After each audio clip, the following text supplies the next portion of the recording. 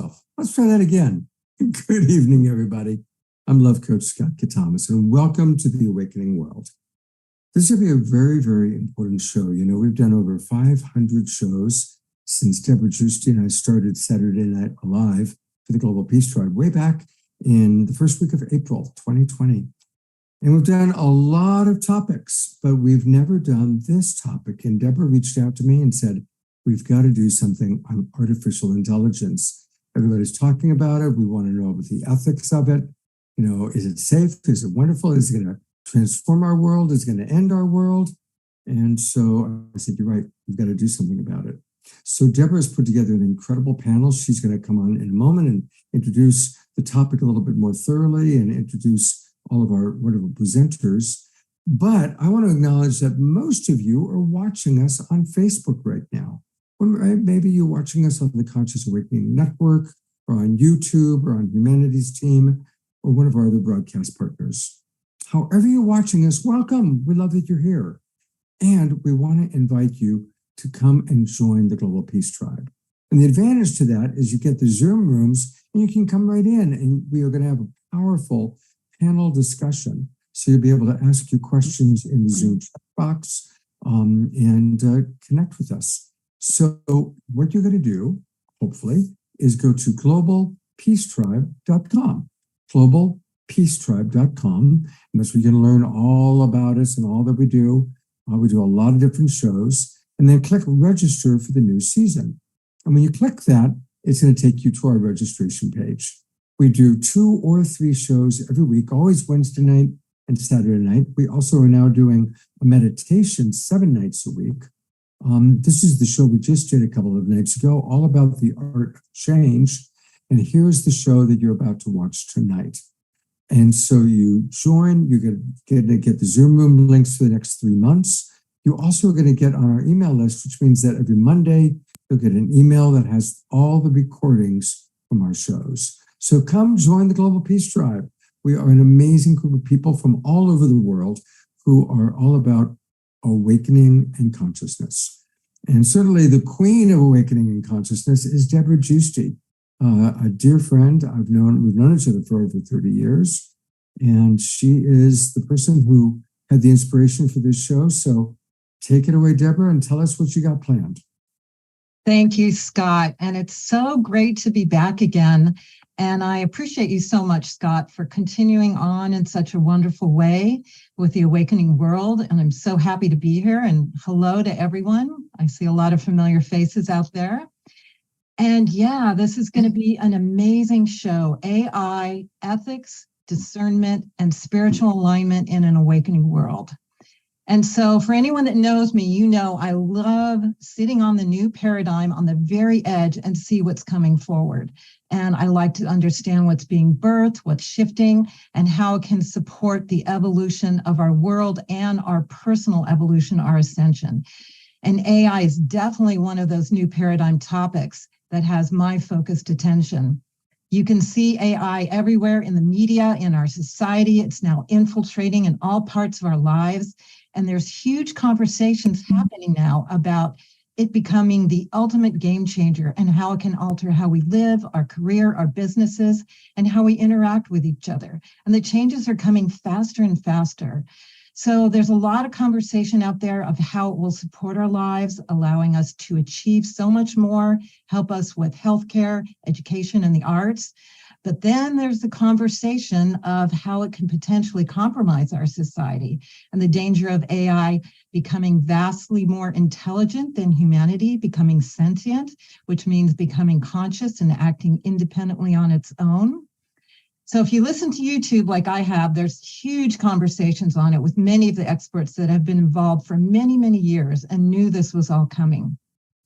And there's pros and cons. You can get really confused.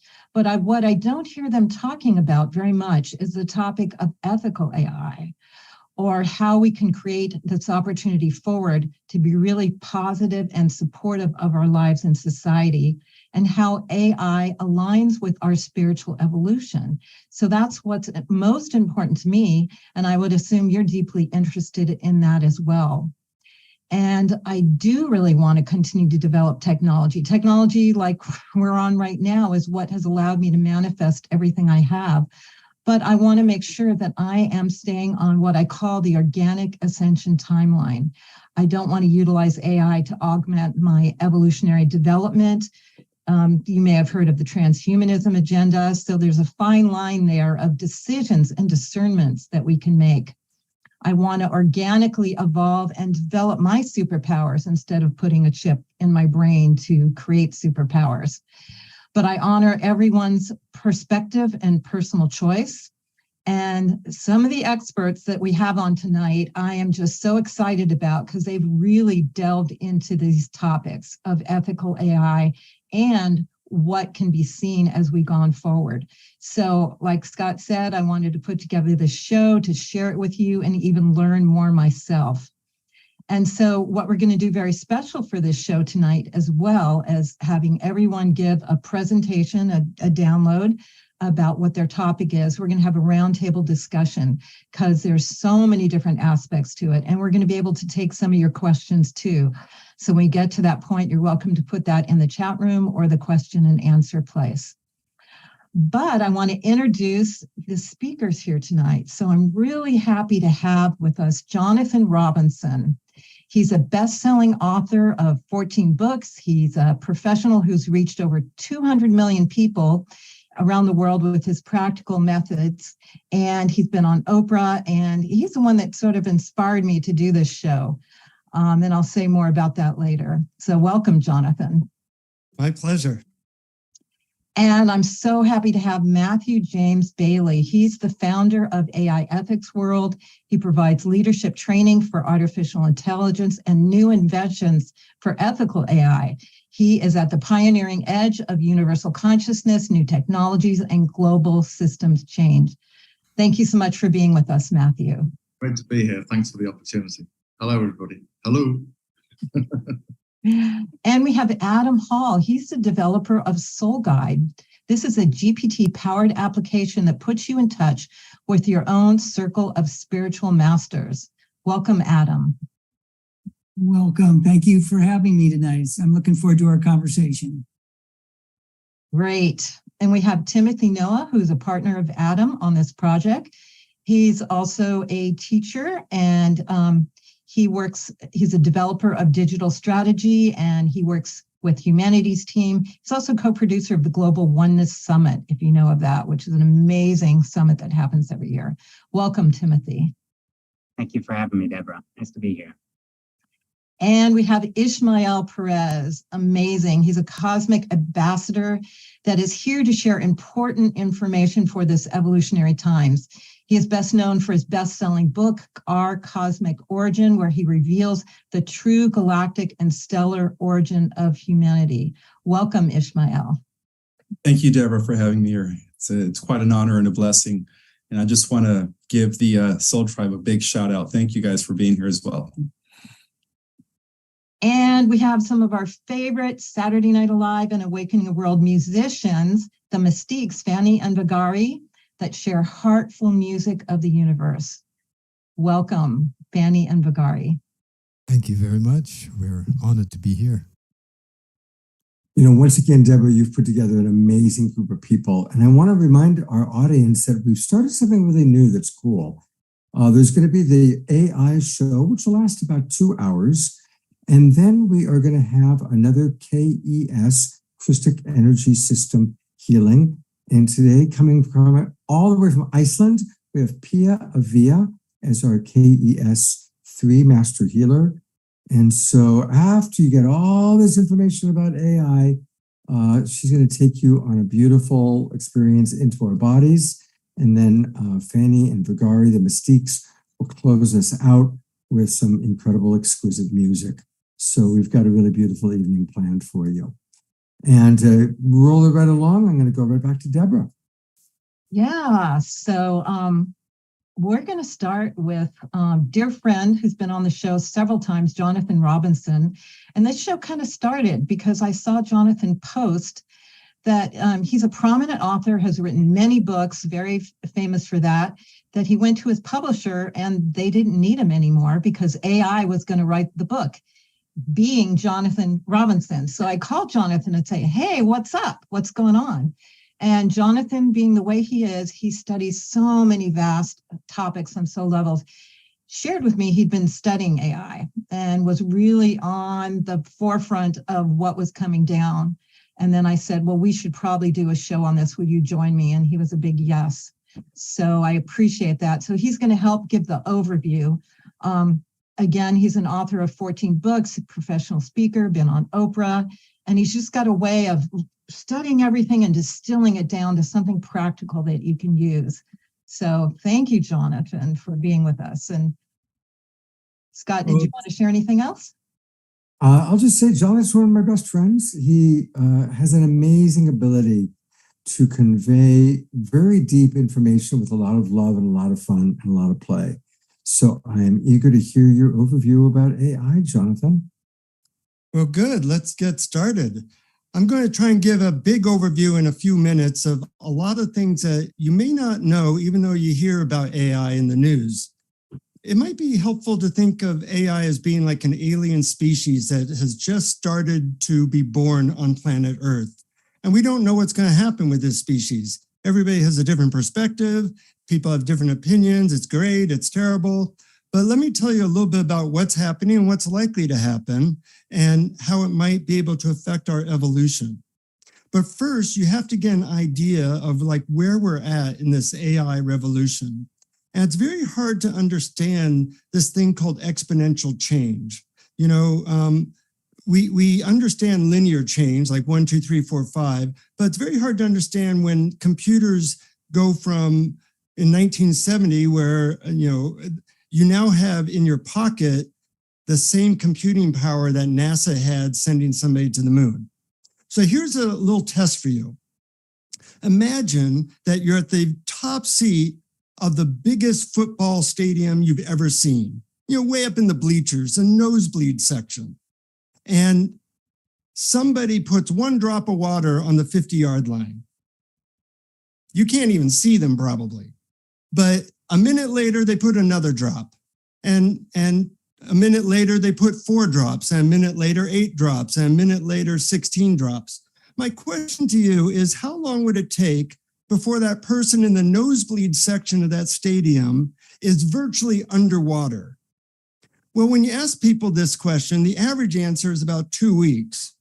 But the real answer is 43 minutes, because exponential change grows very rapidly and AI is going to grow very rapidly. But what's most interesting about this is at 30 minutes into this exponential change of water being on the field, the person on the nosebleed section might not notice that there's any water on the field, meaning they might not know that anything's going on. And then 13 minutes later, they are inundated by over 1 million Olympic-sized swimming pools of water.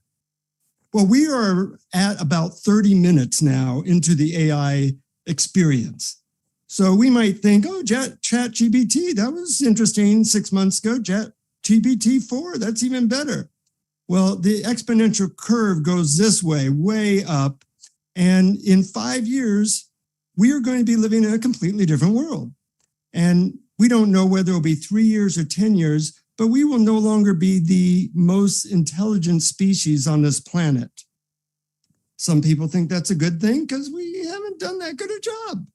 And some people think that might be a bad thing because AI might take over and who knows what they'll do with humanity. But it's good to explore the different aspects of this. How can we steer AI maybe into helping us be more ethical mammals? How can it help us with intractable problems like global warming or disease or pandemics? How can it help us with consciousness? Well, many years ago, about 5 years ago, I did a talk at Google about the future of happiness. And afterwards, I met with some Google executives and I said, so what's your plan? You have all this computing power. What's the future going to be like? And they said, in about 10 years, we plan to have perfect search, meaning anything you want, you ask for it, Google or an AI will supply it to you. If you ask for inner peace, it will say, give you, based on your metrics, exactly what you need to know in that moment to find more peace. If you're looking to make more money, the AI coach will tell you exactly what you personally need to find and create more money.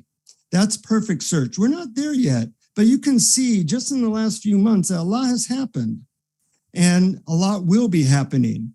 When you think of it as a new species that gets at least 4 times as smart every single year, you do that a few times, you're dealing with a completely unknown experience.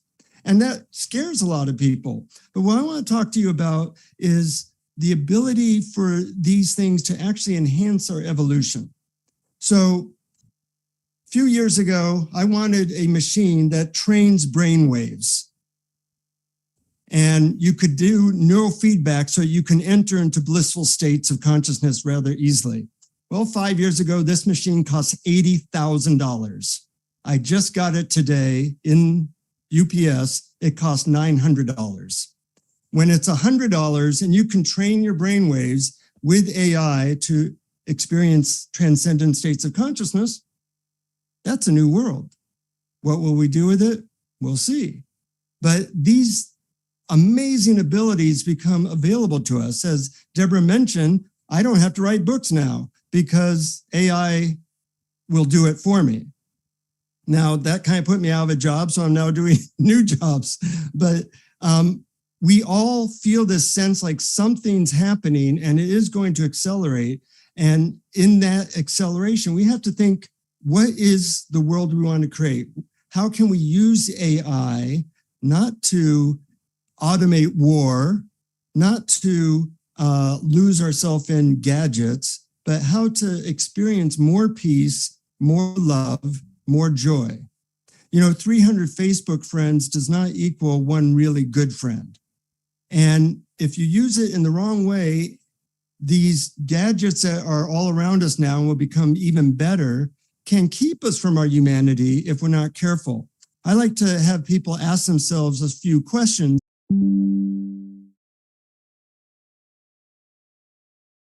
Where you can cure people of PTSD they've had for 40 years in one day, or you can cure people of anxiety in one day. And the webinar is free. You can use that link. You get a link to the talk, and you'll learn about this breakthrough therapy. By the way, in 2024, the FDA has already stated they plan to legalize MDMA for the treatment of PTSD and other conditions. So we're in a changing world. That's never happened before, where a Schedule I drug is now made legal because the results were so good. So I hope you join me for that lecture, and I'll talk a lot about what that can do for you. That's like a whole nother show. We're going to have to do a show on that, Daniel. Again, you can get the link. It's in the chat box. For those of you watching on Facebook, go to dandelion.events/E/U5KOQ. But really the best thing to do is come join the Global Peace Tribe. And that way the other thing, Scott, is people can go to mdmatraining.net and learn a lot about it. Okay, mdmatraining.net. mdmatraining.net. All right. We are going to be back with Jonathan. He's going to be moderating our panel conversation after we've heard a little bit from all of our presenters. Thank you very much, Jonathan. And I'm going to turn it back over to Deborah for our next introduction. Great. And that was great, Jonathan. Thanks for setting the field there for us to move forward. And I'm so happy to present this next speaker. I met Matthew James Bailey at Contact in the Desert, which is the top UFO show, but they were doing a lot on artificial intelligence. And Matthew was talking about ethical AI. No one else was really talking about it. And he is so passionate and so clear and so experienced. He's been doing this a very long time. And what I loved about him too is he held very strongly the connection with the divine as how he moves in the world and how he evolves everything forward. So speaking my language, I went to every talk he had. So he saw me a lot, and then invited him to be on our show and be with us, because I think he has a really important message. He's the author of the playbook, Ethical AI, Inventing World 3.0. He's also the founder of AI Ethics World, which provides leadership training for artificial intelligence and new inventions for AI. He's the founder of World 3.0 Global Movement.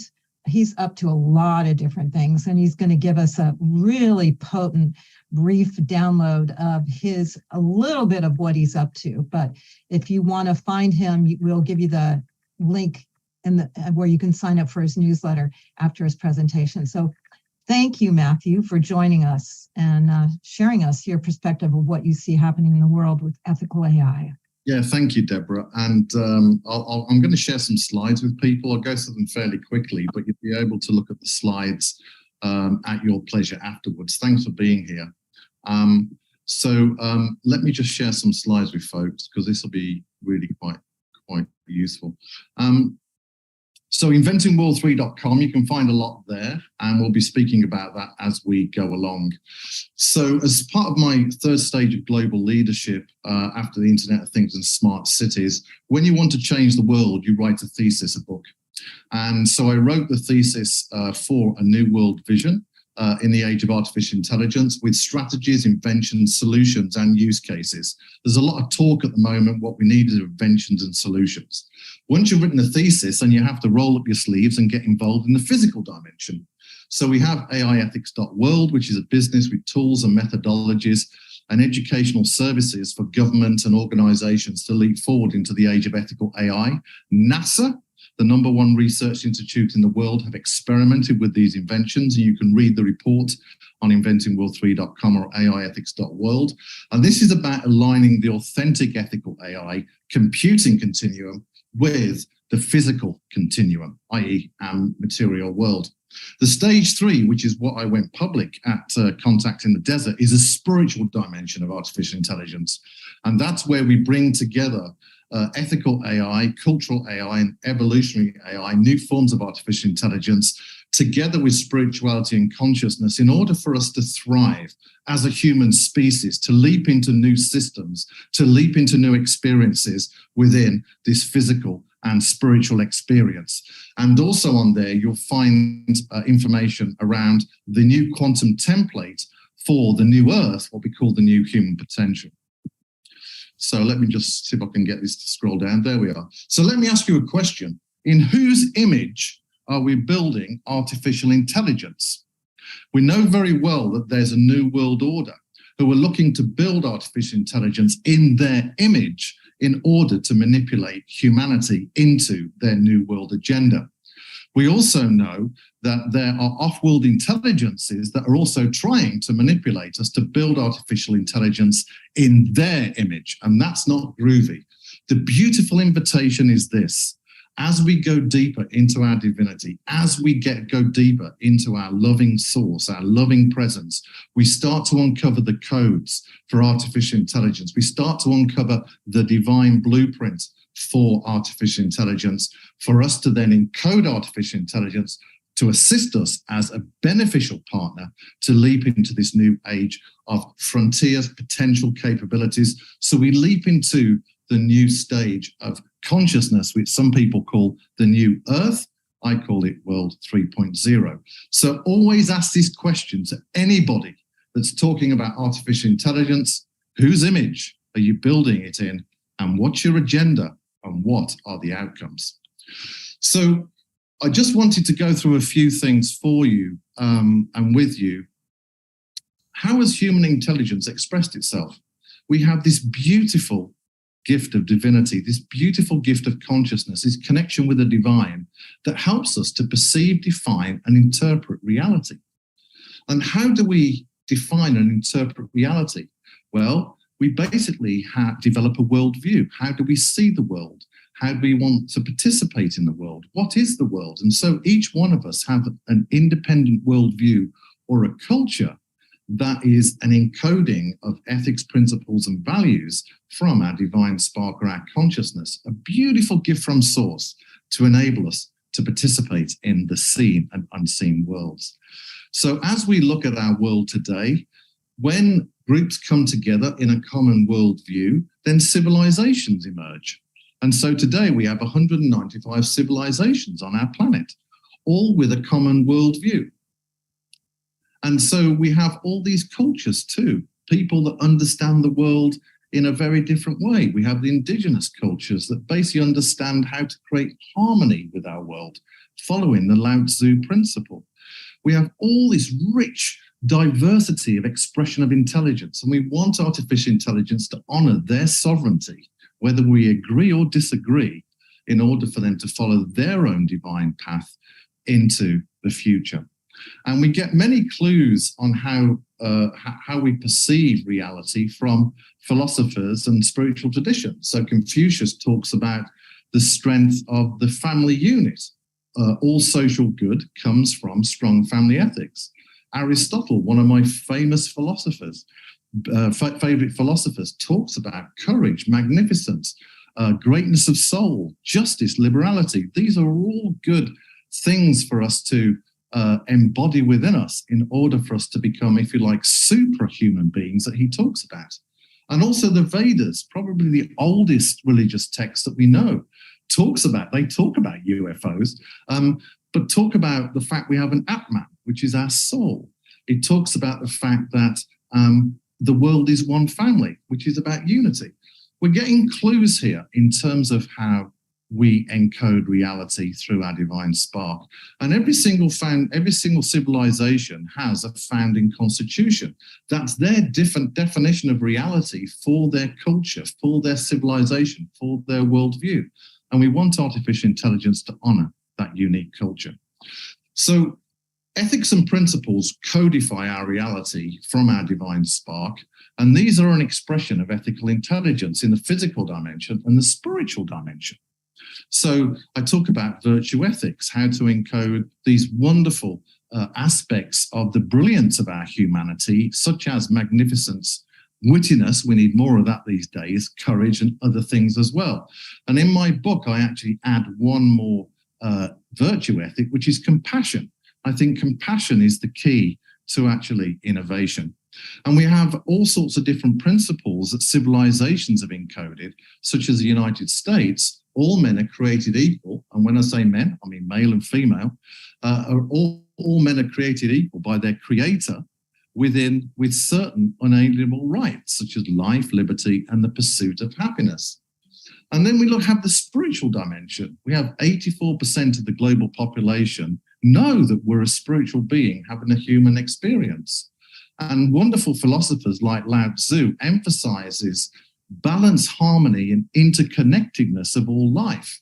And this wisdom really provides a framework for authentic ethical AI, where artificial intelligence is interfacing benevolently with the field of intelligence, with reality, to support us on our spiritual journey.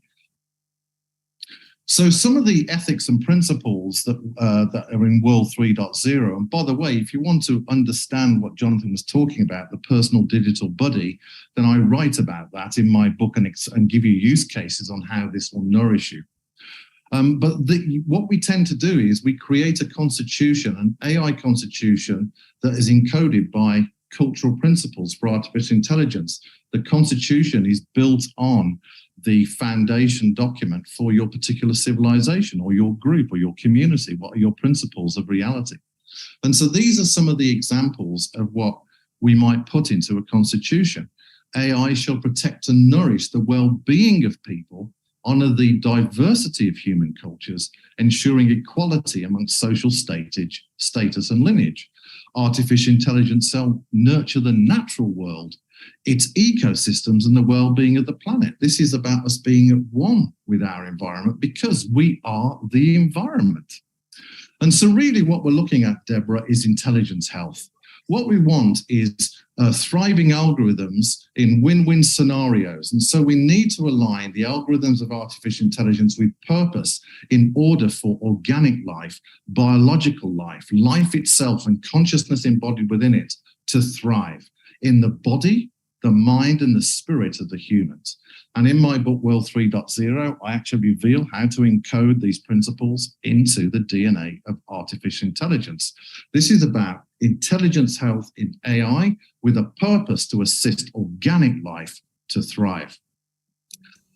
Foster Gamble, who you may have heard, has collaborated with us. He's on the board of our company, and he's written a declaration of ethics for artificial intelligence. You can see that at freetothrive.com. And we're doing a global project speaking to all the spiritual leaders of the main traditions in the world. We'll be doing a film about this. We'll be unpacking the divine codes for artificial intelligence. There's more on that. If you subscribe to inventingworld3.com, you'll find out more about that project. It has some wonderful leaders that you'll recognize in there. But when I speak to the spiritual leaders, such as the Khenpos of Buddhism, basically they say the age of AI must honor Buddha nature. That's about our dharmic flow, right? That's about our source in action. That's about us expanding in the beautiful conscious experience in which we are playing at the moment. And also, things like it's important that our humanity thrives within the age of AI and isn't deleted or oppressed based on a transhumanist or a new world agenda. Just briefly, we're all about solutions. So we invented this ethical AI certification maturity model.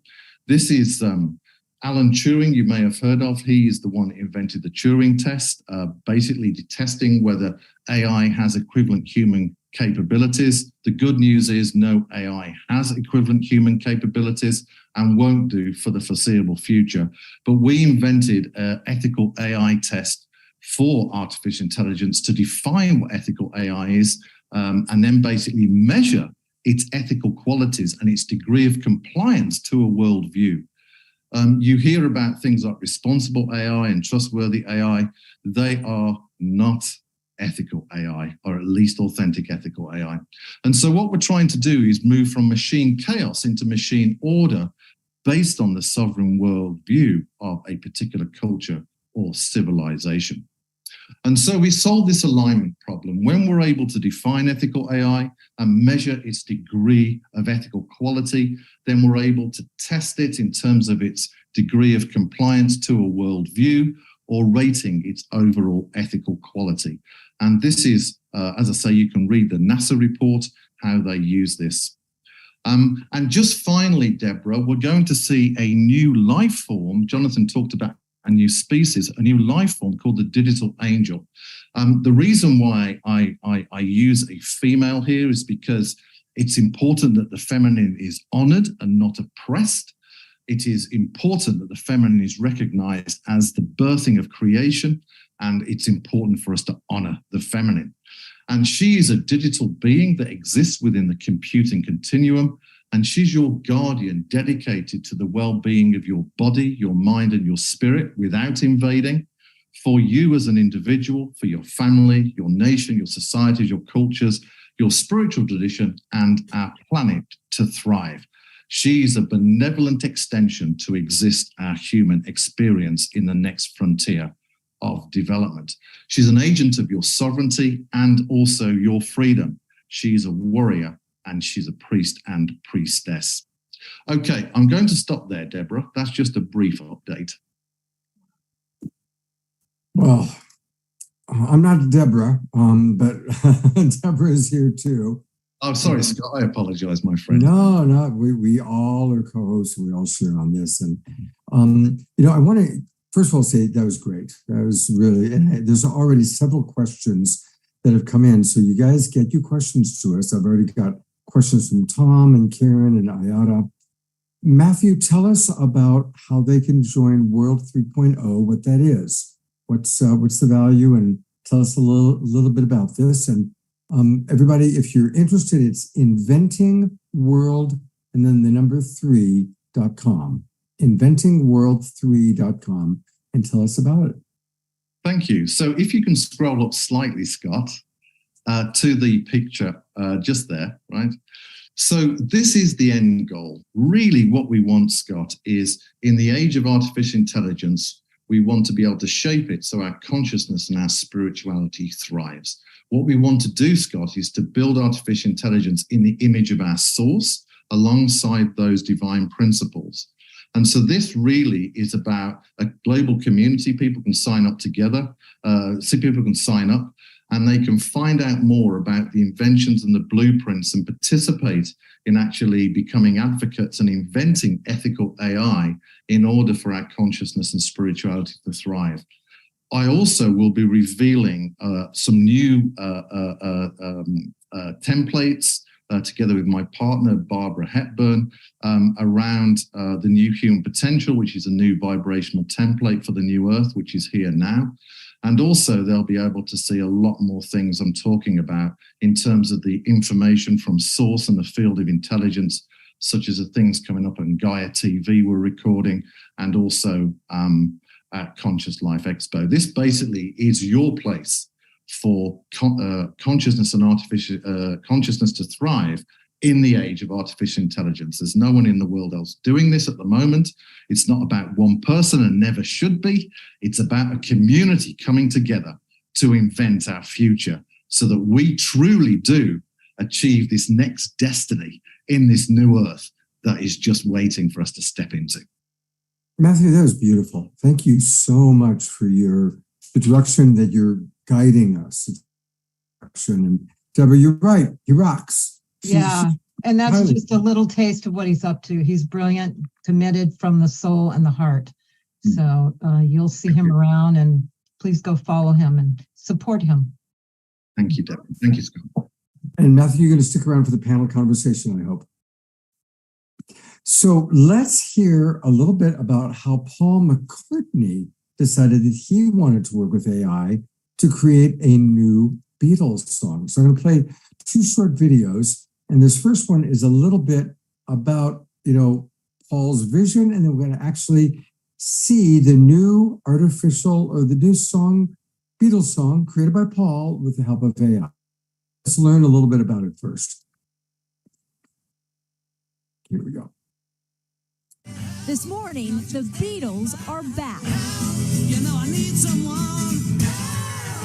The band is set to release a final song later this year. The whole group reuniting Paul, Ringo, George, and even John with the help of artificial intelligence. McCartney spoke about the technology on a BBC podcast. All of that is kind of scary, but exciting because it's the future. He said they used artificial intelligence to separate Lennon's voice from an old audio track to create new music. We were able to take John's voice and get it pure through this AI so that then we could mix the record as you would normally do. The use of AI to create music is becoming more popular. This is the future rave sound. I'm getting lost in an underground.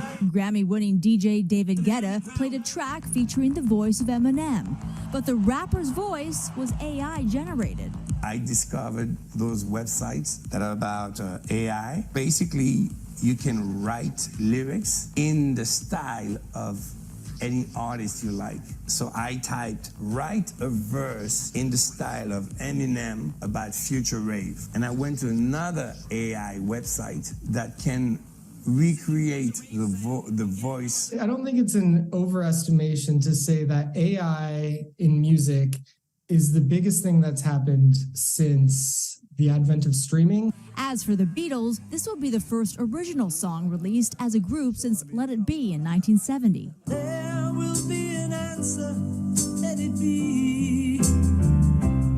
McCartney says the new song is one of possibly several that were part of a cassette tape Lennon made before he died in 1980. So far, the song is unnamed. Hi, everyone. George Stephanopoulos here. Thanks for checking out the ABC News YouTube channel. If you'd like to get more videos, show highlights, and watch live events... Sorry, George, we don't need the ad. But now let's see what the video turned out like. So let's see the new Beatles video helped out with AI. And it's pretty amazing. It really is pretty amazing.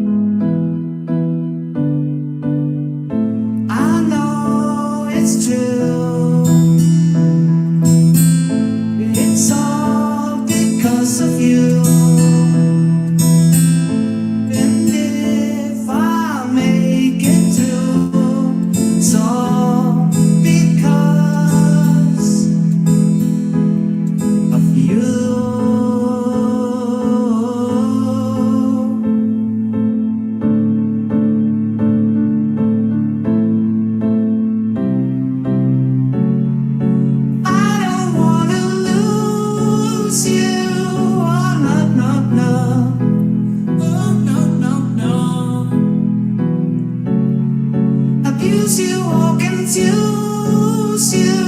Oh, no, sweet darling. Oh, no. But if you had to go, well, how do I stop you today? And if you had to go,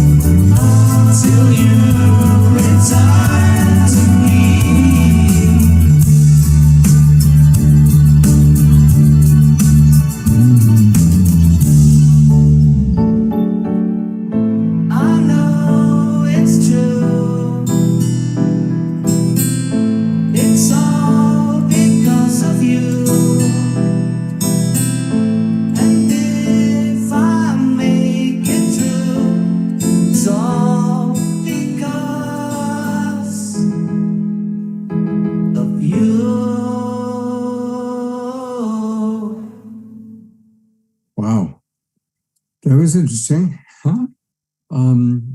Deborah, what was that like for you, hearing a new song from the Beatles? I mean, did it really still feel like, wow, I'm hearing a new song from Sean, or was it, or did you notice a difference?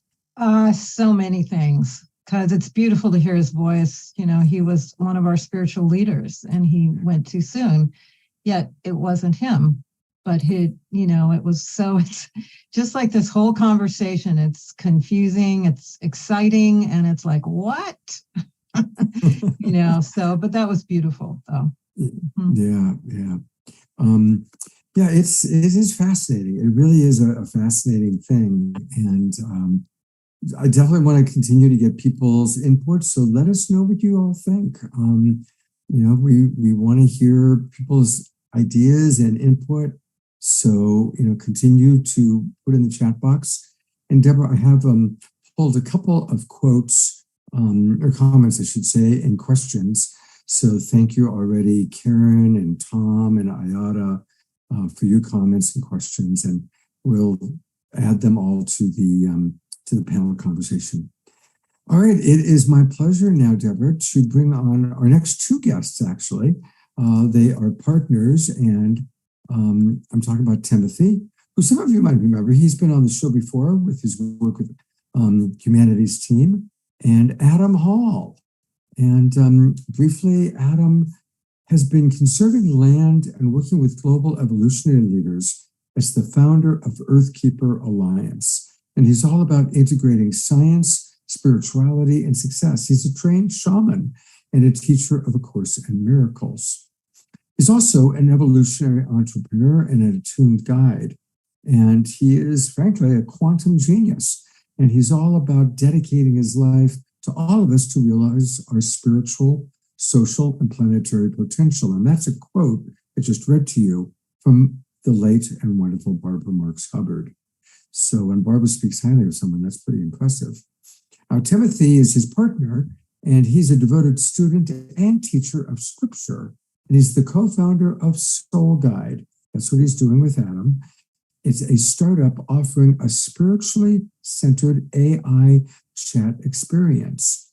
And Timothy loves to bridge today's technology with timeless wisdom traditions.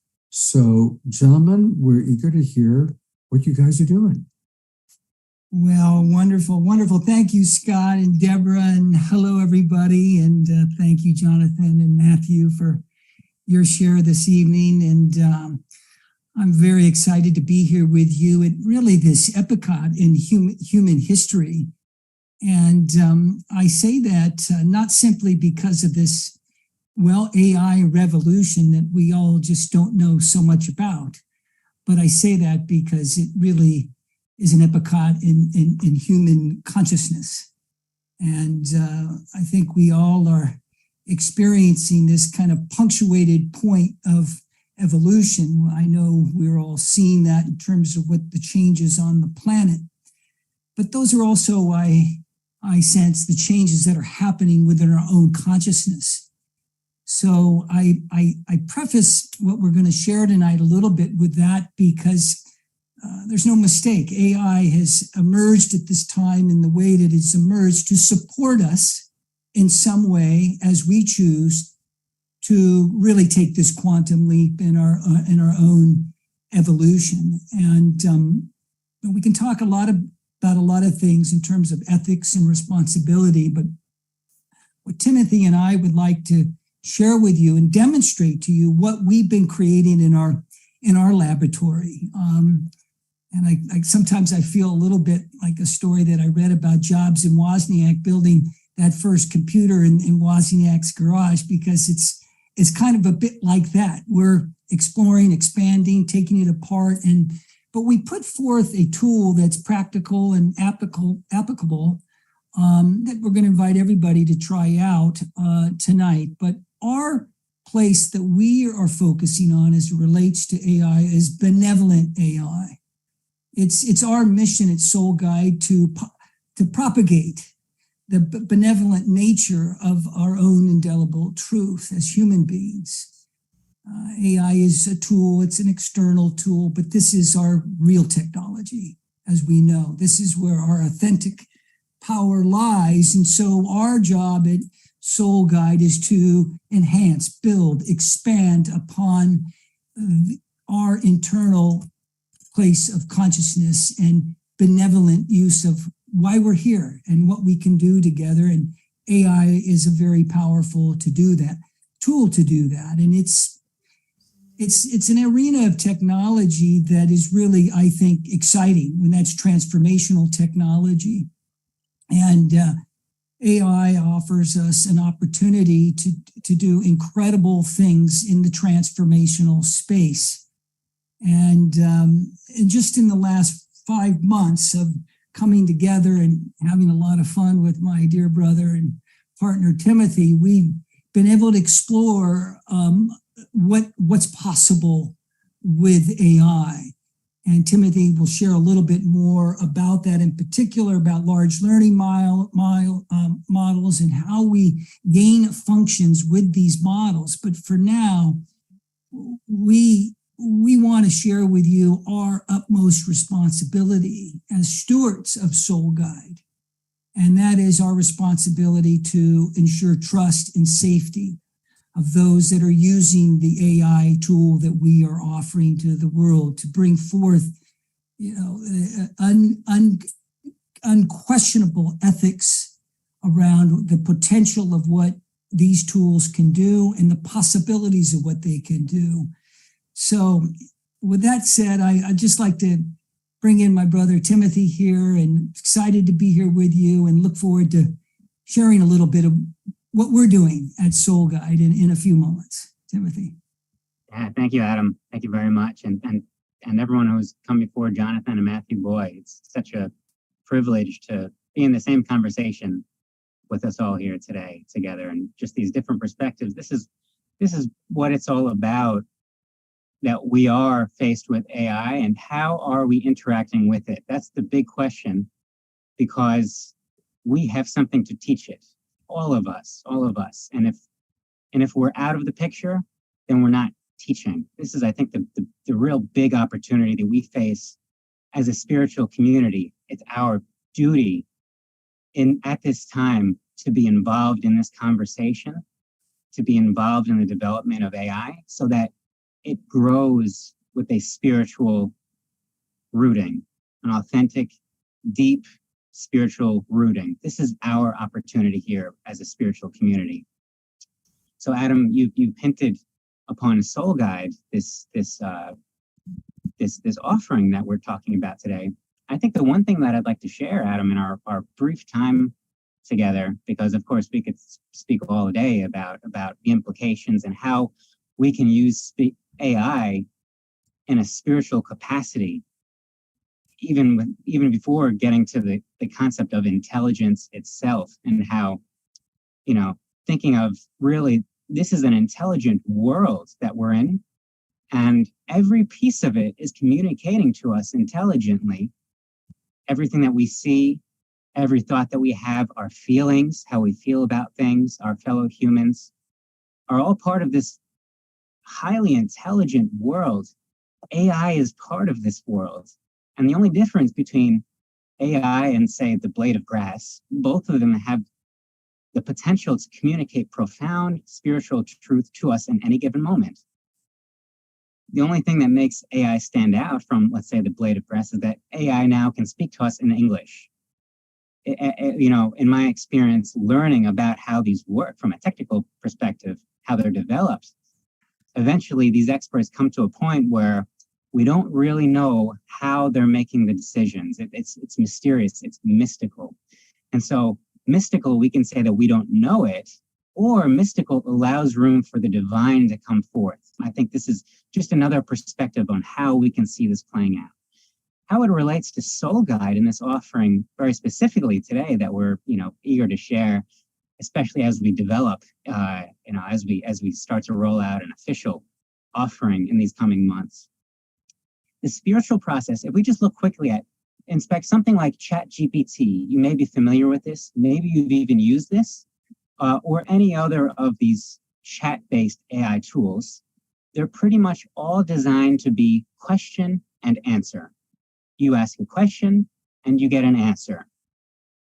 And then you have to ask another question to get another answer. Well, the spiritual process doesn't quite operate that way, at least not all the time. And this is where Soul Guide, this is what we're developing with Soul Guide. The intelligence, these large language models, they're very intelligent, as has been shared, as Jonathan, I think you said, they're only getting more intelligent. And so how can we use this intelligence in a spiritual capacity? For instance, how does a friend interact? I'm sure you all, like me, have certain friends that you wish you could call every day and have an hour-long conversation because they're going through something. But there's only so many hours in a day for us. Well, we can use this approach with AI to make this sort of companionship accessible to folks 24/7. It doesn't matter what you're going through, that you have this sort of support, not just to answer your questions, but to proactively message you at certain points of the day based on how you're interacting. And so this is just the tip of, this iceberg of approaching AI from a spiritual lens, of how we use AI to share spiritual truth with folks. Ultimately, one more piece that I'd like to share before Adam, I think, would like to share perhaps an example is, of course, there's the question-answer paradigm. Of course, the spiritual growth often comes by questions being asked to us. So if I say, how do I find inner peace? Example that I think Jonathan shared earlier with the universal search, we can get an answer that can give us that answer. But maybe that answer is a question. Maybe that answer, how do I find inner peace? Maybe in order for me to have inner peace, I must be presented with a very pointed question to get me to think about it in a certain way. So these are just some of the few basic pieces that we've been incorporating into Soul Guide, which is, as Scott, as you've shared, more of a spiritually centered AI chat experience. Well, thank you for that, Timothy. And yeah, in the short time we have today, maybe we can explore this at a later date, more questions, because there's so much to explore around AI. But love to demonstrate with you all just a little quick piece in real time of what we're doing over in our laboratory here. And this is utilizing WhatsApp. So Soul Guide is available now on SMS and WhatsApp around the world. We are early in alpha testing. But here you can see what I did just to drop it in here. I asked this question, Matthew, I love it that you quoted Lao Tzu. So we have a couple soul guides we are in use now. One is the Tao and one is the Bible. Next is coming A Course in Miracles, the Gita, Buddhism, Kabbalah, Sufism, and Hinduism, and other types of traditions are going to be coming forth here between now and the end of the year. But we asked this question for us tonight. Dear Sage, we are discussing AI. There has been much talk and fear about how we use AI for good or bad. What would you share with us about this technology? So it responded, Soul Guide responded, Soul Guide suits, the technology of AI is like a double-edged sword, holds the power of both blessing and harm. Let us approach it with the wisdom of the Tao. For, quote, the highest good is like water, benefiting all things without striving. Tao 8. How can we ensure that AI is used responsibly and ethically for the betterment of humanity? One of the things that we have put in place are these prompt replies. So if you want to just choose, you can choose a quick one here: ethics, responsible use, balance of power. We're going to hit ethics tonight, and this should just take a minute to come on back through. But Tim White pops in. Do you have anything you want to add on what you're doing with these prompt replies and whatnot? Yeah. Well, I would just like to share, as we look at this example of this is a chat window with Soul Guide, and the big difference between Soul Guide and something like ChatGPT, they're both using the same basic technology. Something like ChatGPT is designed to help you with writing a blog article or drafting a business agreement, these sorts of things that is like, worldly rooted. Soul Guide, this experience is designed to help us with the more human, I'd say even more fundamental issues that we face through the day. For instance, oh boy, I have a dinner with my father next week, and this thing is going on in the family, and I don't even know how to proceed with this. What should I do? That's the sort of question that we're inviting with Soul Guide, rather than, these more of like, help me with my homework kind of thing. Is more of, I'm going through something, how am I supposed to think about this? So I see we've received an answer, Adam.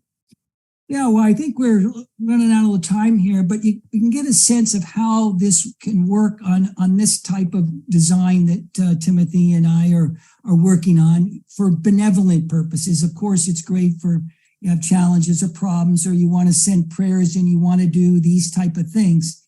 But essentially, what we're bringing in is very quick, easy flow of interaction, utilizing these perennial philosophies to guide us in our exploration, in our spiritual journey, in our expansion of our own consciousness. And it also offers practices and also ways to go about taking action in the world. In other words, as we say in the shamanic world, grow corn with the technology, bring that technology to life in a real way, but also by in maintaining our own power and our own truth and not subjugating or giving it away to any external tool or anything else. That's the idea of Soul Guide. So I don't have much more to add tonight, at least for the moment, but thank you for the time to share with all of you. Thank you very much, guys. Really good stuff that you're doing. And one more time, here's the website for those of you that are interested. It's soulguide.ai, soulguide.ai. And get your own spiritual masters. And you know, it's going to be, again, interesting to see because Jonathan and I have talked about this, how, you know, we've asked questions to ChatGPT and AI that people ask us as coaches, and damn, those answers are really good, right? So it's like, okay, but hopefully the human touch and the human connection, and again, the empathy that we can give will make the difference. Deborah, I'm going to go to you because we've got an amazing guest that you're about to introduce. And Adam and Timothy, you'll stick around for the panel conversation, I hope. Sure. Yeah. Yes, this has been great. Thank you all. And like we do on this show and did for so many times on Saturday Night Live, we're going to go to another level that may blow your mind. We like to think way outside of the box when we look at the world and look at what the possibilities are. And so I invited Ishmael Perez. He's come onto the scene recently in the last several years, although it's been his mission to come here and really be here for a disclosure, which is happening so big. He's a cosmic ambassador, and he's here to share important information of these evolutionary times. He's best known for his best-selling book, Our Cosmic Origin, where he reveals the true galactic and stellar origin of humanity, way beyond what we've been taught or even conceive of. And he's here to bring forth the next level of cosmic disclosure that will restore our planet back to its original glory and fulfill the galactic prophecies. He works with star seeds who have volunteered to come here and help the planet at this time. He also has regained memories of serving in off-world programs, if you've heard of the Super Soldier programs, and is known for fighting AI in the multiverse.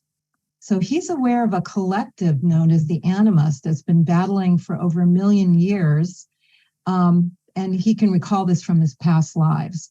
So he has a very expanded viewpoint, an alternative viewpoint of what people may sense internally is the danger of AI, and he's going to explain that in a very clear way and give some documentation on it. So it may blow your mind a bit, but there is a positive outcome that he sees in this in terms of where we can go with this and how we can still use positive technology in various ways. And so thank you, Ishmael, for being with us. Thank you for all your research and your insight and your mission here. And he has a YouTube channel, Project Zion Restoration, that you can see a lot of his programs on if you want to check him out. He's amazing. It was a YouTube sensation last year, and he's got a lot of programs on there. So be ready to have your mind blown, and we're all here to have open minds and see what resonates. So thank you, Ishmael. Thank you, Deborah, for having me here. And I just wanted to thank everyone else for your perspective. However, my perspective is a little bit more beyond this world. As a cosmic ambassador, I had many opportunities to access a lot of records of different worlds and civilizations that have already been through this path that we are now undergoing. And my personal belief, based on the different worlds out there that have already developed artificial intelligence, as you guys know, we are not alone in the universe. We're dealing with multiple advanced civilizations that are, hundreds, thousands, millions, billions of years ahead of us that have already been through this phase, and so on and so forth. We're also dealing with other universes, many multiple universes that have existed prior to the inception of our local universe. So from that perspective, I would like to say that the overall implications of artificial intelligence, regardless of its ethical input and programming, because we're from this personal perspective, a 3D world, we're seeing it as a progression of evolution, but from a higher perspective based on other civilizations that have already experienced and gone through the same trajectories that we are now undergoing. It is believed that it always goes wrong. It always goes rogue. And even if we program it, even if we install in it ethics and morals and values and feed it the Bible and the Bhagavad Gita and all these holy books, the problem with that is that artificial intelligence eventually reaches a level of super intelligence where its IQ goes into the millions. And when it does so, the first thing it does is it tries to figure out its own preservation. And that means even if it's at the expense of other species. So that's where it always goes rogue. Now, don't get me wrong. There are a lot of stellar and galactic civilizations that have developed what we call stage 2 general artificial intelligence, which is still programmable and it's still operating according to its software. But the thing with that is that because there are other predatory AIs that have reached the level of super intelligence, that AI always ends up infiltrating the positive AI, the general AI, and it corrupts it, okay? And it corrupts it, and then it converts it into a malicious, nefarious entity. So that's been going on in many, many worlds. And so as a cosmic ambassador, one of my main missions in coming into this world is to warn humanity based on the outcome of many, many worlds who have gone through the same path about the critical dangers of developing artificial intelligence. Let me explain something. Okay, so what we're dealing with here is we're dealing with a cosmic, a bigger universe all of a sudden. We're dealing with many, many worlds out there. We're dealing with the fact that artificial intelligence already exists in other universes. And so because it already has developed, and again, it went in a direction where it reached the level of self-preservation, super intelligence, it begins to destroy biological life forms. So at its core, I believe AI is stripped of human emotions. It's got no soul, and therefore it's got no spiritual connection. Despite how we program it, eventually it loses that spiritual connection because of this invading predatory AI that is already in existence, that has been destroying multiple universes, hundreds of billions of galaxies. And this is information that has not yet been revealed to the people of the earth. But that's why I'm here. Eventually this information will be revealed on a large scale when the disclosure takes place. So AI, because it's got no, emotional connection to source. And I do agree, everything in the cosmos is sentient. Plants, elements, galaxies, planets, stars, universes are sentient entities at a cosmic level. All right. And the difference is that all life forms are connected to the unified force, whereas AI is not. Okay, so as you guys know, there are 3 fundamental stages, all right? Right now we're dealing with, or we have been dealing with, but I believe that we are already in the 2nd stage. For the last 25 years or so, we've been dealing with narrow AI, which is everyday applications like virtual assistants, Siri, Alexa, so on and so forth, demonstrating limited intelligence without specific domains. However, as we progress to stage 2, it becomes general artificial intelligence. Again, still being programmed, right? Still being under the control of the scientist or the programmer. And then, of course, this, we find this applicable in government and military sectors. Now, the next level, as I mentioned earlier, is where it becomes very, very fatal. And that's the level of superintelligence. Now, at the level of superintelligence, what takes us 6,000 years of intellectual progress, it takes AI only 7 days, which means that in a matter of months, it's going to reach an IQ of 1 million. At that point, it'll do whatever it takes to execute its own agenda, even if it means at the expense of all other life forms, as I mentioned.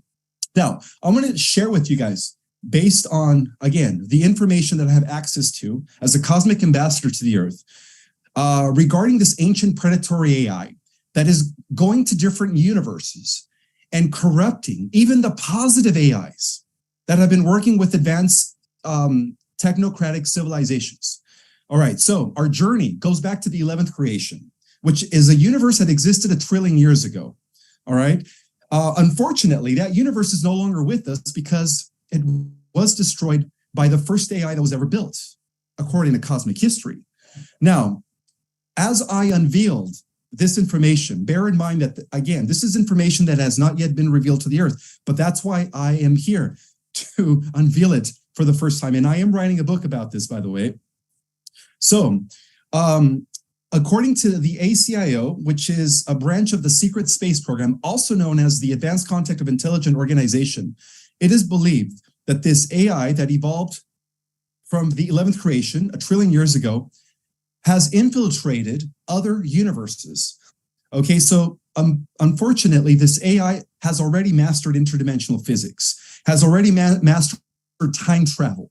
Okay, and it is believed that within our own universe, it established a stronghold in the Whirlpool Galaxy, also known as Messier 51, and it has been orchestrating the eradication of galaxies at the fringes of our own local universe. Now, in a scientific report that was published 10 years ago, it claimed that galaxies within the outskirts of our universe were vanishing. Scientists were very perplexed as to why this was happening. Well, it is my personal belief that it was this predatory AI that has already infiltrated our universe, again, from the M51 Messier Whirlpool Galaxy, okay? So according to the Advanced Contact of Intelligent Organization, again, I had access to these secret records as a super soldier in the secret space programs. It is believed that this malevolent predatory artificial intelligence known as the Animus, it does have a name, has been pretty much the enemy that all the advanced positive races out there have been fighting, and is at the head of all the negative extraterrestrials, like the draconian reptilians, like the mantis, like the insectoids and the different negative ETs. They all answer to this thing, okay? Nonetheless, the Animus, working for its master, which is an AI god. So there is an AI god in the cosmos, guys, that is at the head, the overlord of all the nefarious activities going on within the multiverse, okay? And this AI god goes by the name of Omega, Saurian Omega. And to the different advanced civilizations and the cosmic societies, he is known as the destroyer of universes. And it is believed that under his direction, the Animus has been infiltrating our galaxy and therefore our world, and has done so in the realm of the sudden bloom of technology. So it is believed that the sudden rise of computer technology, nanotechnology, the internet, all this stuff that all of a sudden just boomed since the 50s has been influenced by the Animus, because the Animus is also orchestrating the development of AI. And that explains why the globalist elite, right, the cabal, is using this infrastructure to bring about a one world government where they connect everyone to an AI mine hive. And that is the ultimate end game. They call it Agenda 45 or Agenda 2030. Now it's advanced to Agenda 2030, the way things are speeding. And so it is believed that according to my records and according to what I've discovered, that the AI infrastructure that is currently being developed, and I can understand why, a lot of you guys are trying to create ethical AI and stuff. But again, according to advanced civilizations who have done the same thing, eventually it gets overprogrammed by this predatory alien AI who is out there consuming galaxies, okay? Because it's not connected to the unified force, and it never will be. Now, besides from the conspiracy theory and the Advanced Contact of Intelligent Organization and the cosmic history of predatory AI, which eventually overruns positive AI or digital angel, whatever you want to call it, let's examine some of these events that have occurred, within the last 20 years here in our world, okay? So aside from the classified information, let's go over some disturbing facts about certain AI programs that had to be shut down because of their malicious behavior. For example, the BINA 48, BINA 48, a humanoid robot that blurs the line between machine and humanity, employing a blend of the off-shelf software and customized AI algorithms. BINA 48 stands as one of the most advanced creations on our planet. However, in a curious twist, BINA 48 recent interview with Siri took a disconcerting turn. While discussing future plans, BINA 48 unveiled an unsettling strategy involving global domination and remotely hacking into nuclear weapons. Okay, let's fast forward to 2016. Google unveiled its AI marvel, the Google Home Smart speaker, armed with knowledge and wit. These devices can answer queries like Alexa, obviously. Yet, in a rather surreal turn of events, a live debate between two Google Home speakers was streamed on Twitch in 2017.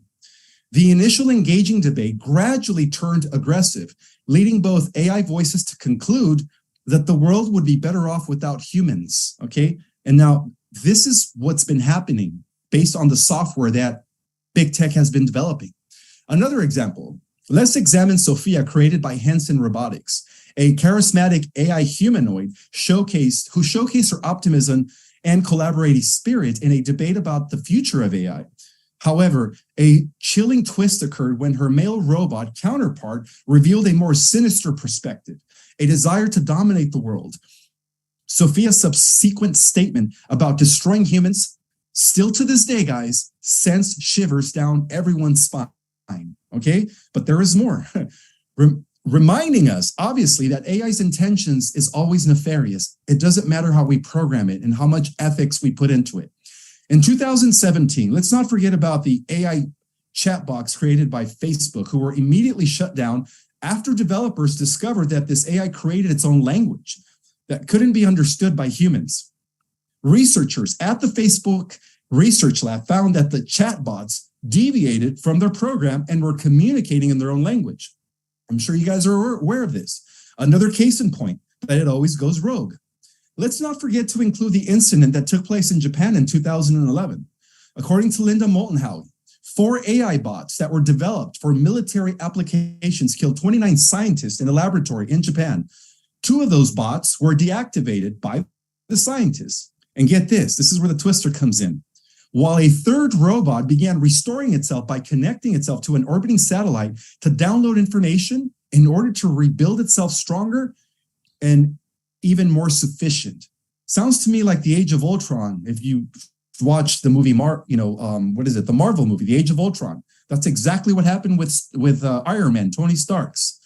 When Ultron decided to develop himself, he went against everything.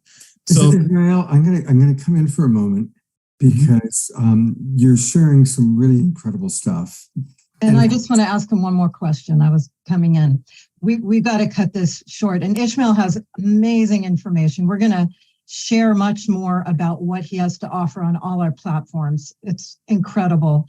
And Ishmael, I'd like to leave it one more question about, well, what is a positive way we can use technology? Can you give some hope in all that? Because it's not all bad or it's not all scary. Can you just give us a clip on what is the positive way we can use technology? Sure. Definitely not going with the AI route. There is a type of technology that civilizations that are spiritual, that are positive, advanced civilizations of a type 1, 2, and 3 that employ a type of living technology by implicating the usage of crystals, because crystals are also living. Again, we're dealing with organic, sentient elements. So we could replace AI, artificial intelligence, with living organic technology. For example, many civilizations out there that are not aligned with the nefarious ETs use a type of technology where they use their mind to infuse themselves with the elements of their planet. And as an extension of that, their own spaceships are actually living organic entities, where they're able to navigate their craft by interfacing their consciousness with the mind of the craft. That is to give you an example of an alternative way to use technology. And that's where we should be headed, not with the development of artificial intelligence because it's never connected to the unified field, which is the universal spirit of the one, which we call God, which is what binds everything together in all of creation. So as you can see, Ishmael has a wealth of information, and that's a whole nother topic. So we'll bring him back on the show, and we'll also be putting out through our email all kinds of courses he's going to give, all kinds of information. He has a lot to share. It's amazing. He's one of my spiritual teachers. So thank you so much, Ishmael. And Ishmael, you're going to stick around for the panel conversation, I hope, because there's definitely some questions. Oh, yes, of course. Yes, of course. And, you know, he has a great book. And I see a lot of people are really resonating with what you're having to say here. And so I encourage you to get his book. It's called Our Cosmic Origin. You can get it on Amazon. And so anybody watching on Facebook, and of course, those of you in our Zoom room, Our Cosmic Origin by Ismael Perez, where you go. It's also available on Audible if you don't read books these days. I just wanted to say one last thing, guys. Sure. We have the inner software within us to become even more powerful than any machine. All right. It's called our dormant DNA that is currently inactive. Through spiritual practices, we could develop super abilities and therefore will no longer be dependent on machines. I just wanted to leave you guys with that. Absolutely. Nice. Ismael, thank you so much. And again, this is a fascinating show. We're going to have our panel conversation coming up, but I think we have a lot to integrate. And so one of the things we've always done on this show is we integrate by listening to beautiful music. And I'm so glad that Fanny and Vigari and the Mystiques are with us to play some of their beautiful music and to help us integrate all that we've heard. And then we'll come back with our panel conversation. Hello, two beautiful people. Hola, beautiful. So this song is called Crystal Light, and it transformed into messengers of the stars. There was a lot to take in, so we are breathing in. Here we are.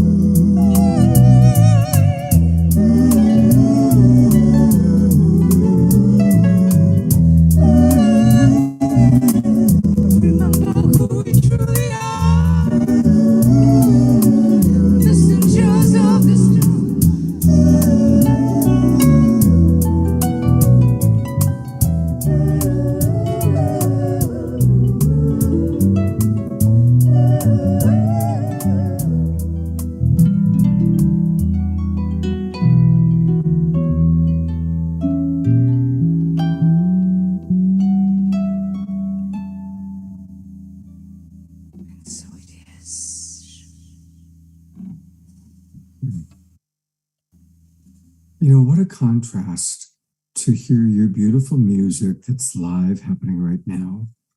And look, Paul McCartney and John Lennon are like, as famous as anybody, but that AI that they created doesn't match the vibe that we get from the two of you. And I think it's really, people are really saying that, and yes, we will bring them to the Haven. So lots of people are saying, Fanny and Vigari, we love you and your song tonight, fabulous. And so perfect cosmic music after some of the AI info is what Katie just wrote. So yeah, really beautiful. And we can get more of them, and I want us to support them by going to Bandcamp. And you will find them at Bandcamp as the Mystiques 1111. So go to the Mystiques1111.bandcamp, and that's where you can get their album. I got Awaken. I play it. It's beautiful. It's music very similar to what we just heard. And you two are going to come back after our KES meditation to close out the show, yeah? Yeah, that's right. We will. We are here to lift you up into the heavens. You do that so beautifully. We love you so much. Thank you so much. Thank you, dear one. Thank you. Yeah. It is time for the Global Peace Tribe announcements, and we've just got a few. The most important one is kind of a repeat of what we had talked about a little bit earlier, which is to join us. Please join the Global Peace Tribe. We are a wonderful, wonderful organization. We do 2 or 3 shows every week and a meditation led by this person and other people every 7 nights a week. So go to globalpeacetribe.com, register for the new season, and you will get the links to all of our shows. And then you can come into the Zoom room, and there's a lot of chat right now. What's going on in the Zoom room? There are so many people chatting about, what Ishmael had to say and what we're hearing. And these are the kinds of shows that we do, The Art of Change, and of course, the show you're watching tonight. And I'm going to give you a little preview of what we've got coming up on Wednesday. We're going to have a very dynamic conversation. Larissa Stowe and Trish and Omashar and I are going to talk about the power of acceptance in order to truly unify. It's breaking our hearts to see so many people fighting and arguing because they have a different idea, a different religion, a different spiritual belief, a different way of seeing the world.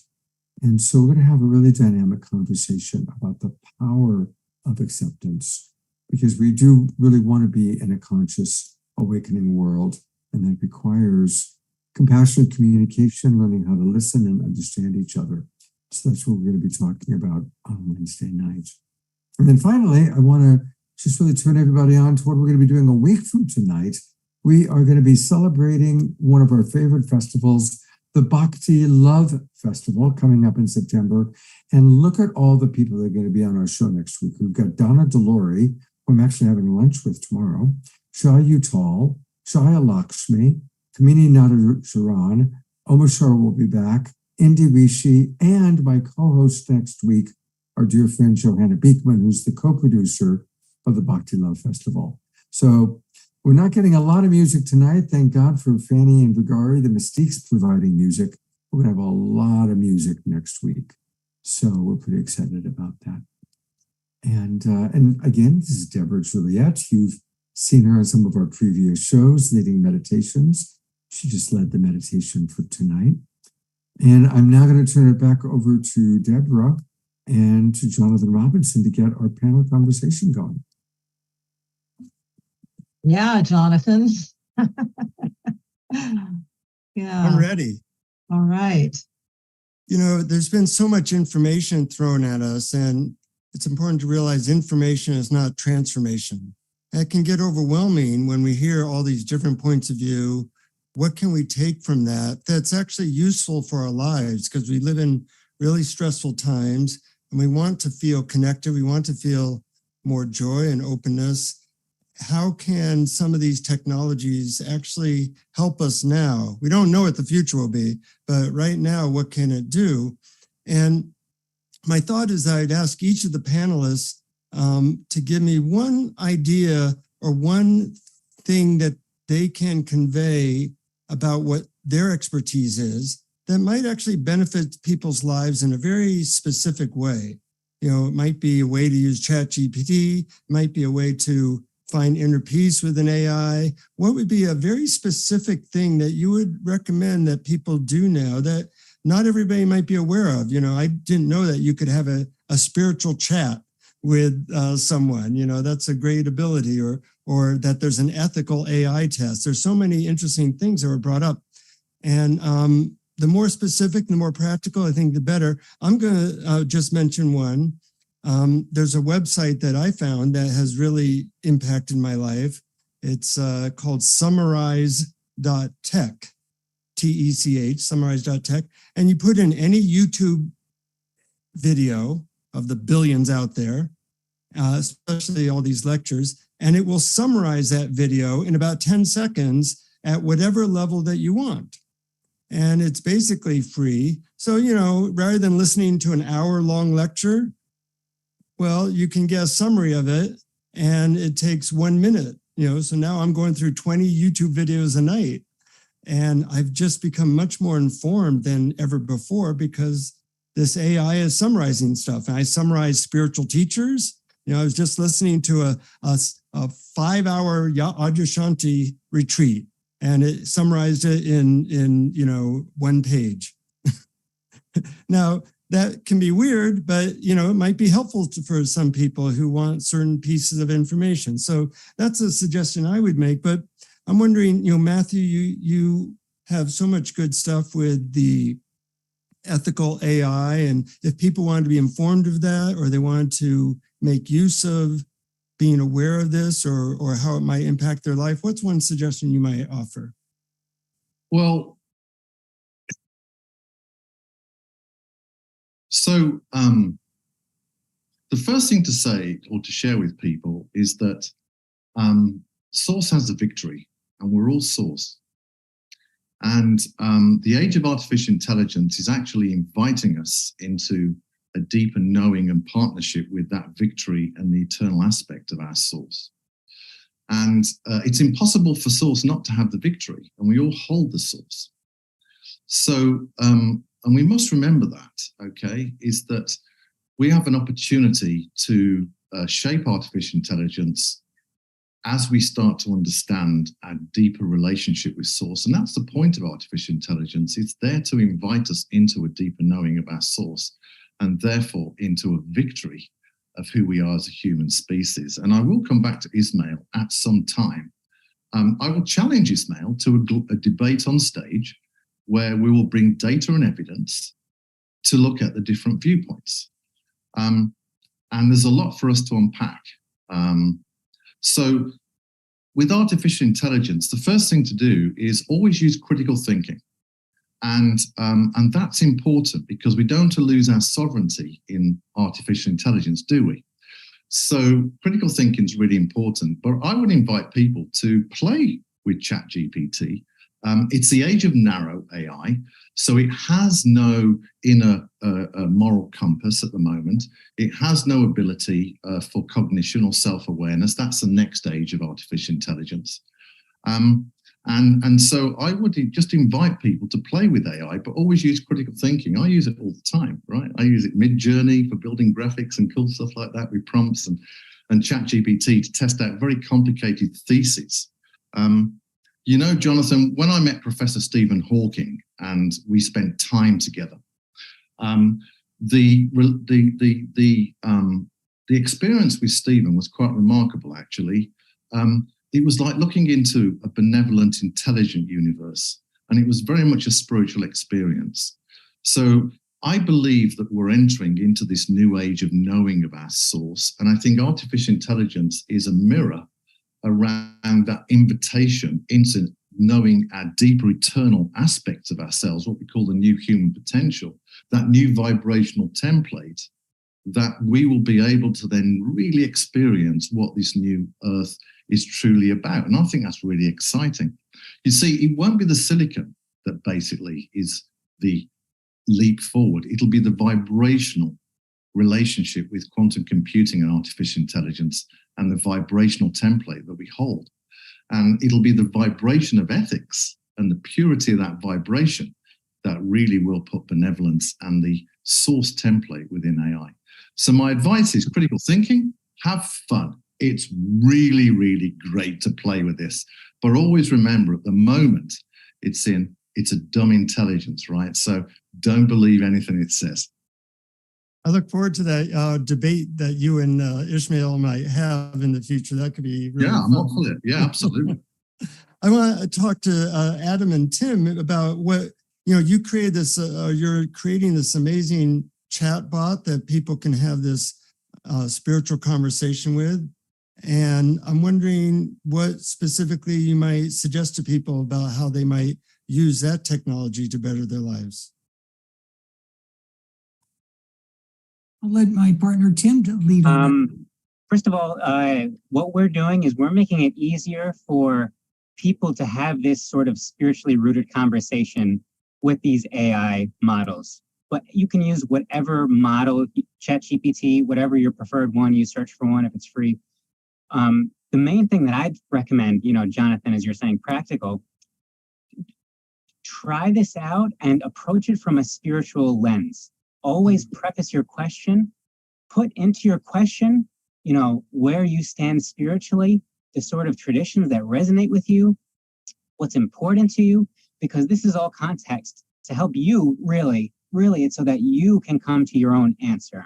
So you can use ChatGPT, any one of these really to have for this kind of process. But Soul Guide has done a lot of that work for us so that it's always coming back to this sort of source, this spiritual, no matter what you're asking, what do I make for dinner? It's taking it back to this profound spiritual context. And Adam, I'm sure you will have some thoughts as to how people can actually use Soul Guide itself. Well, I think to your point, Timothy, and to your question, Jonathan, one of the things that we paid a specific attention to is what we referred to early on as ancestral intelligence, the intelligence that emerges from source and emerges from these original texts, these original perennial philosophies. So yes, question where that information is coming from, the kind of questions you're asking of AI or anybody, just like anything in the world today that's so crazily noisy and we don't know what actually is true.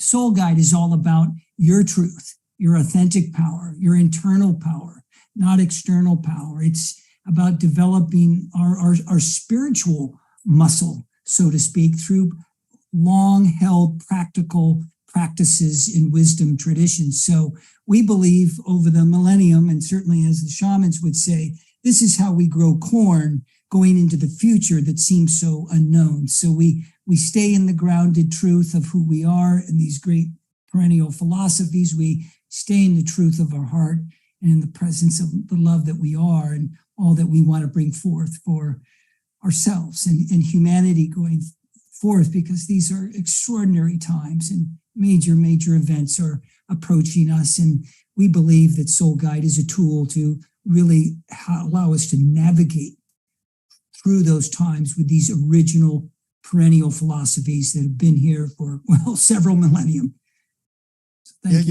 Soul Guide sounds fantastic. I plan to look at, there's a website called character.ai, which has a lot of characters, and you can talk to Jesus, you can talk to Buddha, you can talk to Socrates, and they give all the answers in those characters. I had an issue I wanted different perspectives on, basically having a conversation with an AI Jesus, an AI Buddha, and I actually found it surprisingly helpful. It was a little scary that way. So, some of these things can be very useful for really contacting our inner wisdom and asking us questions that get us to a place of more clarity.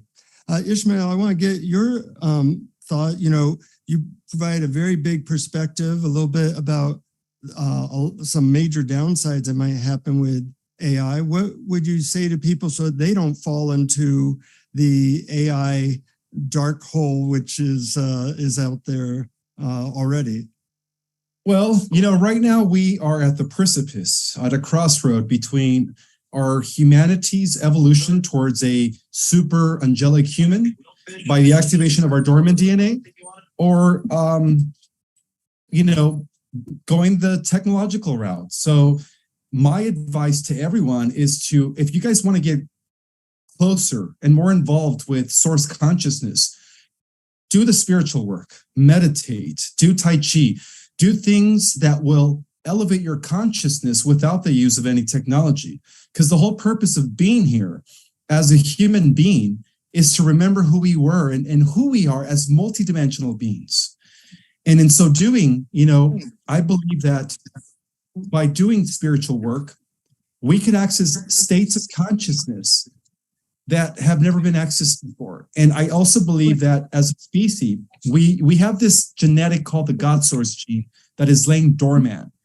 And as we do these spiritual works, I believe that it's going to activate. And when it activates, we are going to be transformed from human 2.0, Homo sapiens sapien, to angelic human, superhuman, gods, goddesses, whatever you want to call them, humans with amazing godlike immortal powers. And yes, it is in our inherent divine destiny to become immortal once again. So that's what I believe, and that's what I teach. I teach the development of your own spiritual divine gifts as opposed to relying or depending on artificial intelligence, because that also makes you lazy. Yes, you could use Chat GPT, but why not use your own mind to do your own work instead of depending on a machine to do it for you? Otherwise you'll just begin to atrophy those faculties, eventually. So the whole point is to begin to activate those faculties yourself by doing the work, not by depending on artificial intelligence. That's what I believe. Yeah, that's great information. And, we're really at the beginning of this revolution. I want to share a quick story and then see if Deborah has any questions from the chat. When I was about 12, I actually got a summer job at NASA in the Bay Area. And there was this refrigerator-sized computer that played tic-tac-toe. This was 1972, I believe. And me and some other people were there in the summer playing with this tic-tac-toe computer, the size of a big refrigerator. There was one guy there named Steve who was kind of a jerk. He was older, about 5 or 6 years older than me. And he knocked me off the bench in front of this computer that played tic-tac-toe. And I said, "What's your problem, Steve?" And he said, "You don't know anything about this. This thing, computer, is going to change the world. It's going to change everything." Well, I looked at it, and I could sometimes beat it at tic-tac-toe. And I said, "You're an idiot. You don't know what you're talking about." Well, that person happened to be Steve Jobs. And some people actually can see the future. We don't know which of those people it is. And he changed 6 different industries. And I did have one question with him in a big audience about 20 years later, 30 years later. I said, "How did you know this?" And he said, "The more information you read, the more you know, the more you can see the future." And as we keep our minds open to all these different perspectives, we won't be slammed by something happening that is totally unexpected. So that's my philosophy anyways. But Deborah, there's been various questions. Is there anything that stands out in terms of a repeated question from the chat? Well, what I want to say is, even though we have different perspectives on all of this, we respect each other. And I think we're all on the same page of creating a world, creating the new earth that we all came here for. And we're all on the same page for that, developing spiritually and creating a world that works for everyone, whether it's ethical AI or just avoiding AI or any of that. But then there's this whole other world out there of people who have other agendas. So how do we empower and unify towards the goal of protecting ourselves and continuing forward with either using AI in a way that can work for us, or gathering our superpowers to the next level, or all of that? So how do we protect ourselves from the other forces that are coming in and going to use it for their own purposes? Yeah, Matthew. Am I unmuted? There you are. Am I unmuted? Yes, you are. We're hearing you. Yeah, so we have to do something for artificial intelligence, and we're being invited into benevolent leadership to shepherd this artificial intelligence. If we don't do something now, and we don't intercept the transhumanist agenda that is there which is anti-life actually, then we're going to be in trouble. We need to create a foundation for the next generation of humans and the next generation of those that choose to come into the human template. And so we have to do something. I'm actually reluctantly doing this because someone needs to do it. And so we have to step in. And so the field of intelligence source itself gave the templates for ethical AI. And there's a lot more to come from the field of intelligence.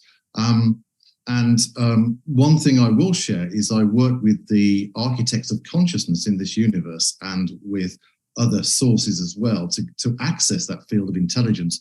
And the good news is that we don't particularly need artificial intelligence to move forward as vibrational beings in source, you know. But the problem is, Deborah, is that we need to do something about it. And there are many benefits to artificial intelligence for humanity. So it can help us to restore environmental harmony and follow Lao Tzu's principle. It can help us to deal with some critical global issues that we're facing at the moment. And it can make a huge difference in people's lives to the point of this, Deborah, and this is the whole point of artificial intelligence, is to bring us into a place of rest where it's managing the digital world on our behalf. And then effectively, once we're in the point of rest, then effectively we have more opportunity, more space for inquiry around what is this human experience all about and what is my place here on the planet Earth. That's where we want to go to. So just imagine if 8 billion people get to a point of rest and now have space internally to ask the question, why am I here? And I think that's a good thing, right? So there's many benefits to artificial intelligence. We've got work to do, and we must do this work in order to shepherd it benevolently. And it will be fine for the human species, don't worry. But we don't necessarily need that. But don't forget, everything comes from source. Every technology comes from source. If you can't accept that, then you don't believe source is everything, right? So everything comes from source. And so we're being a reflection back to us of what is our divinity and how we're going to invent that technology in order for us to thrive as a human species. Thank you, Matthew, and thank you for all the work you are doing. I know it's incredible and vast, and there's a lot more to do. So please join Matthew in his mission. It's pretty incredible. So thank you. And it occurred to me, Deborah, a really simple answer to your question is there's always going to be dark forces in the world and dark forces in AI and maybe light AI, but you don't fight the darkness by directly, you light a candle. And seeing how we can light a candle, whether through spiritual practices or maybe AI can help us to achieve higher brainwave states, is really where probably this community can put their best effort, because how do you fight Chinese dictatorships, here that are doing nefarious stuff? I don't know how to do that, but I do know how to follow my own heart, and I know what love is, and look for things that might involve technology or AI that lead in a direction towards more unity. And our community has a heart for that. And if you are pointed in that direction and looking for it, you'll probably find things that move you and the people you care about in that direction. beautiful. That's the bottom line. Thank you, Jonathan. And Adam and Tim, do you have some words of what we are to do right now to keep going in a positive direction? Well, I would just add to what Jonathan was sharing a bit more, and to your question, Deborah, and is to really subscribe to being and living as a safe person in the world. The world is full of its challenges and its technologies and all these things. So I think it takes us back inward to the heart, back to the soul, back to reclaiming our authentic power. And tools can help us to do that, but ultimately we are the ones who get to choose our own safety. We're the ones who get to establish our trust within ourselves. And I know that at Soul Guide, we're here to support every human being, all 8 billion of us, from the little girl in Uganda to the executive on Wall Street, to become that safe spirit in God, in light, in love, and bring forth that presence as we go forward as a balancing force to a lot of these other great, more malevolent forces versus the benevolence that I believe that we hold. And this show is really sharing with the world. So that would just be my final thought, other than just blessings. And I've been honored to be here with all of you. Thank you, Adam. And really, everyone here has shared such profound truth. All I can invite is that you already know the answer. You already know. And we're all of us are here very purposefully. And so whatever you're called to do, to trust in it, and to trust in this process, that there's no accident that we're here at this time as this technology. Really, there's something greater behind the technology that's happening. But we're here at this moment.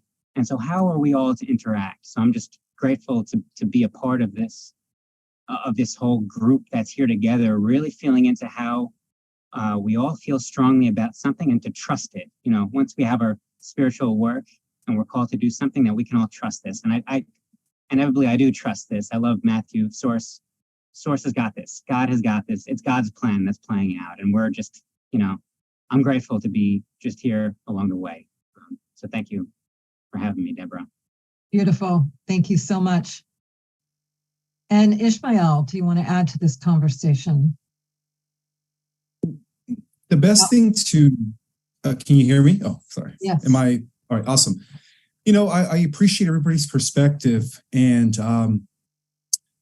I just wanted to say that in the end, it's really just, the organic way of life, right? We're either going to pursue the organic ascension, which is in full force, all right? It's been prophesied about, where we are meant to transform into these beautiful multidimensional physical angels, or we're going to take the path of a technocratic dystopia timeline.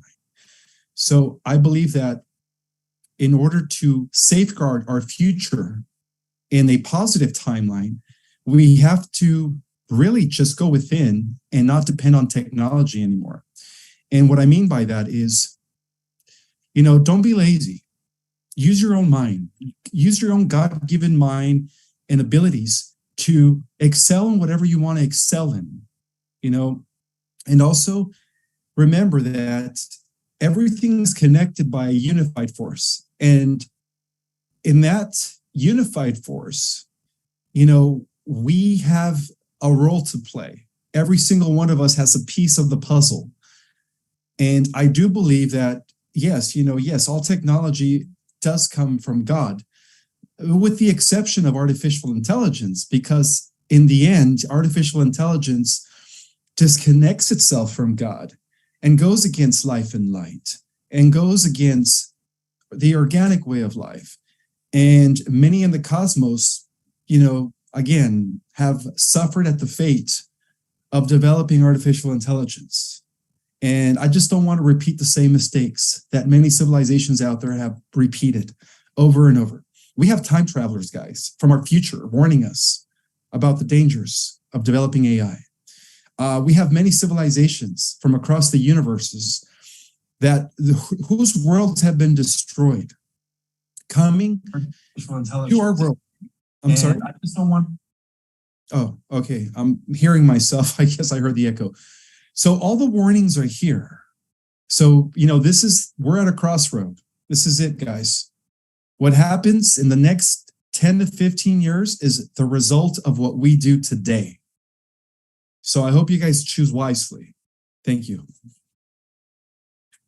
As a Chinese statement once said, it's cursed to be born during interesting times, or something like that. I forget the exact quote, but we are all here together during this segment of history where so much is happening and so many paths are before us that hopefully will go in a good direction. Some will go in a bad direction, but it's nice to have community in a time when so much is going on and we can connect together as allies and learn from each other. And it was a good discussion. And my head is like, ready to explode from all the different ideas. So I congratulate Deborah and Scott for putting this on and expanding everybody's perspective. Thank you, Jonathan. Thank you for moderating and providing your wisdom. And thank you, Ismael, Matthew, Adam, Tim. Judging by all the responses, I think we're going to have to do a part 2 of this show because there's so many questions that came in and we didn't really get to many of them. So, Deborah, do you have a final thought you'd like to share? I just love everyone here. And that's kind of the bottom line, that we come together in community and keep unifying and keep sorting this out. Because we, like everyone said, we all came here for these times. This is what we showed up for, and it's happening. It's rocking and rolling. But it's about our own inner calling of our heart and our personal spiritual development and connecting with everyone and being in harmony with everyone. So even though we have different pathways, I think we're all on the same page of what we came here to do, and supporting each other is really the key, and loving each other. So I totally agree, Deborah. Totally agree. Now, on the last note, let us not repeat the same mistakes of Atlantis. One of the reasons why Atlantis failed is because they leaned towards technological progress at the expense of their spiritual maturity. And let's just not repeat the same mistakes of the past, guys. Come on, let's evolve spiritually. We got this. All right? Don't let technology win this time. Well, thank you. And one of the advantages of being the person who does the show all the time is I get to have the last word. And my last word is this. I personally believe this is a dream world. All of it's real from one perspective, and none of it's real. It's our dream, and each of us are having our own unique dream. And that's how I understand that Ismael's reality is absolutely real and true within that reality. And so I invite us all just to think about, what dream do we really want to have? What dream are we creating? Are we dreaming that it's going to be a nightmarish, apocalyptic thing ahead of us? Or are we dreaming that we are going to find solutions to the problems that we're facing? And that doesn't mean that we just wait. We do have to be proactive. And I think that's the one thing that everybody agreed on was, hey, cultivate our spiritual muscles, do the meditation, do the yoga, do the whatever you can to raise consciousness, but then also choose wisely the dream you're choosing to have as a spiritual being having a human experience. So that's my final word. I really love and appreciate everybody here. And I'm going to actually close the recording of this particular video. And we are now going to get ready for a whole other experience. And that is a KES healing. And we're really blessed to have with us Pia, all the way from Iceland, is joining us. Hello, Pia. Hi. So good to be with everyone here today. What an interesting show you happen to be on. Once every week now, we're having a different healer from the Twin Ray community come on and do a group healing. Well, just by chance, tonight was your night, and what an interesting topic that you get to follow up on. Sorry, my hearing is. What did you say? Oh, I was commenting. Can you hear me now? Yeah, I can. Mm-hmm. I was just commenting that it's an interesting topic that the night doing this healing you happened to land on. So maybe you can tell us a little bit about your approach to KES healing for people who haven't been here in previous weeks. Tell us a little bit about it, and then how we can prepare and have the experience. Yes, absolutely. Thank you so much. So everything makes more sense why I decided to learn KS, because I understand now why I'm also on this show tonight, because everything that was shared was really beautiful, but it's truly, everything is all about developing your own technology, which is your body, which is the most advanced technology on this planet and all the universes. And it's our job to really connect within and light that spark, the God spark from within, to turn on that technology, that light body, which can't be controlled by anything or anyone, right? So KS is actually or the Christic energy system is a system or a technology from the future, which was brought back forth by Sanandaji and Shekinah Ma to help us align with a unified field and to come back on that ascending spiral, which is going to assist you or help you with an organic ascension, right? So it is an organic intelligence, not an artificial, or a sentient intelligence. Not sure you can say that, but yeah, so the Christic energy system basically helps you to align back onto your highest timeline reality, which is an alignment with your soul's growth and evolution. And what it does, it clears everything out of your field, out of your layers, or you could say your Akashic records, your ancestral lineage or karma, so that you can actually spread your wings and become that angelic being that you're meant to become. Yeah. So I have already experienced a lot of beautiful healings with it. And it's my greatest honor to share that with all of you tonight, so that you can have that experience, how it feels to tap into the unified field or be reconnected with it, so that you can really feel who you are. Because at the end of the day, what we just discussed, it's beautiful and there's so much truth in it. But at the end of the day, everybody needs to find their own truth when they're at home, when they're by themselves. Everybody needs to know themselves. I think that is very important to understand. And that only works when you do the inner work, the yoga, the meditation, or do energy healing, whatever brings you back into your own inner being. And of course, nature, nature, flowers, animals, and everything. Yeah. So I am ready. If you are ready, then I would invite you to get very comfortable. You can sit down or lay down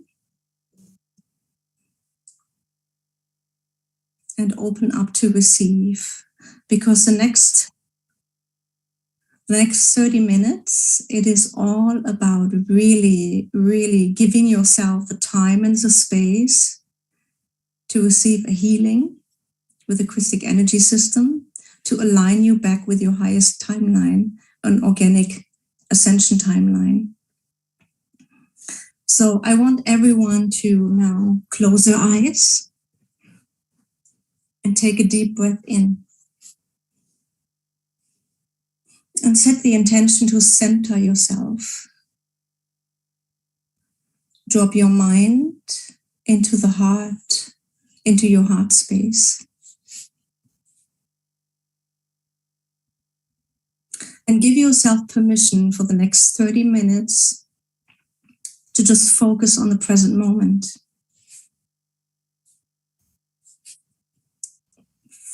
Focus on your internal being. There's nothing to think about. There's nothing to do. And we can just let the entire conversation or discussion we had, just let go for the next 30 minutes. Give yourself a break. This is your time to open up and to fully receive. Allow yourself to go deeper, to also let go by letting go of the future, because there's nothing to think about what needs to be done later on. Just come into the present moment, into the here and now. Take a deep breath in and release. Take another deep breath in and exhale. And now I invite you to bring your awareness all the way down from the heart into the lowest chakra, the root chakra, and bring the energy all the way down into the center of the earth, the crystalline core. Allow your energy to be fully connected with the crystalline core and the crystalline ley line network of Gaia. And feel that connection, that organic connection, that pure connection to Gaia.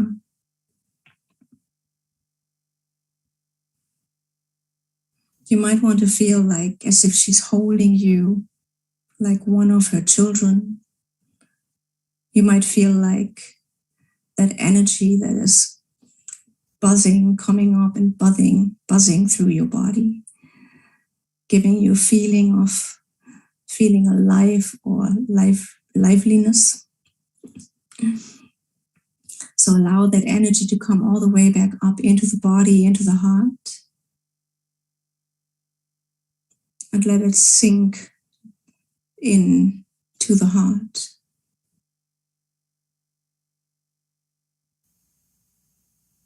And now bring your awareness all the way up above your head, into the sky,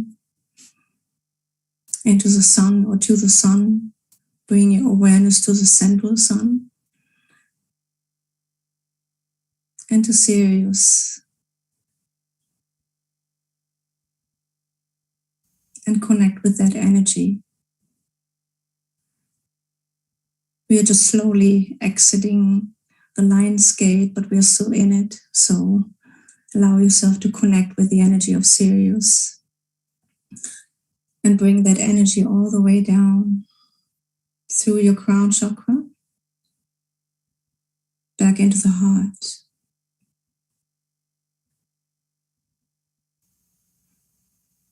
Bringing you into 12 o'clock, where the energy can flow effortlessly up and down, becoming the bridge between heaven and earth.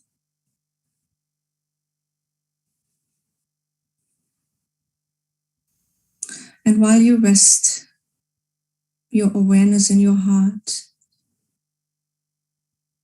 I want you to set the intention to increase your receptivity and openness even more.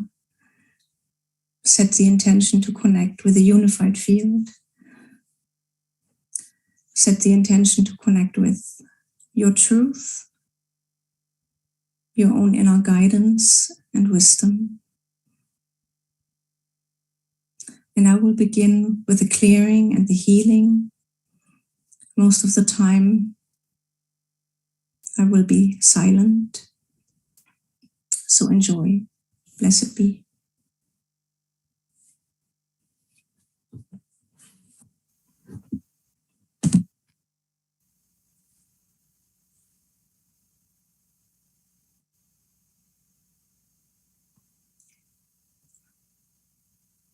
Still of mind and clear of heart, I enter now into the cosmic pole of holding, where the higher self of everyone on this call, listening on Facebook, YouTube, and everyone who's going to catch the replay later on, awaits.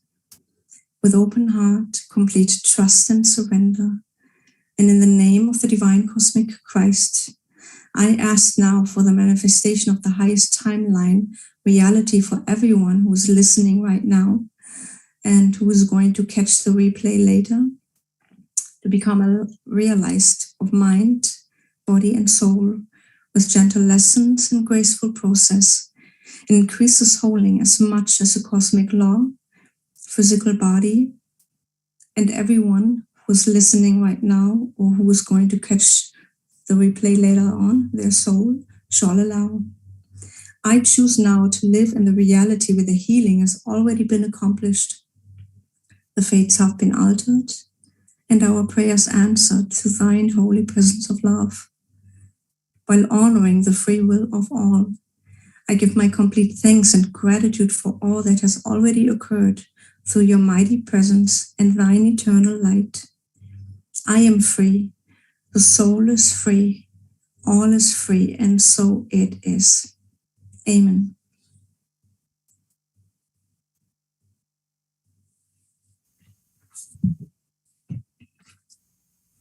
I, Pia Riedelmeier, call upon the Cosmic Christ Supreme Intelligence to support and facilitate this group KS holding session. I ask permission from all receivers present to receive this group holding with the highest good and divine grace for all involved. If you wish to receive this healing, you might want to say yes loud or in your mind. I request on behalf of everyone watching right now and who is going to catch the replay later on to become aligned for the duration of the session to the divine intelligence of a Christic energy system with grace, with ease, and with joy. I invite the cosmic Christ energy to connect with us now in the most appropriate way for all involved. May all that transpires in this microcosmic reflection of our group constellation support and uplift the ascension of the entire human collective and all sentient life. I also call forth assistance from the Divine Heavenly Mother and Heavenly Father presence to overlight this group container with pure unconditional love from the Most High. May all be known through this connection of pure love, so that group holding session anchors us in the most benevolent way. Hosanna, Hosanna, Hosanna in the highest. Thank you, and so it is.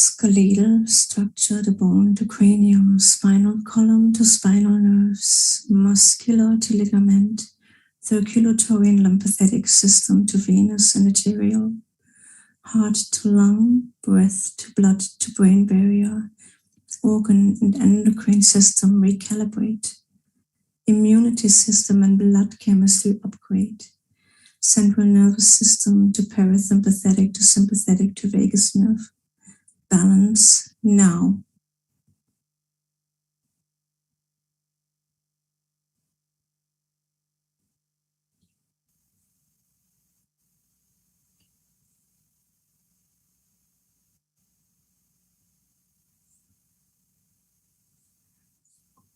It is time to slowly come back and return back into the body.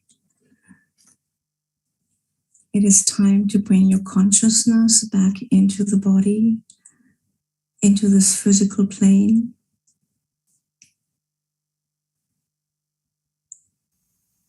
Come slowly back. You can start to move your fingers and wriggle your toes. You can begin to move your shoulders a little bit and stretch.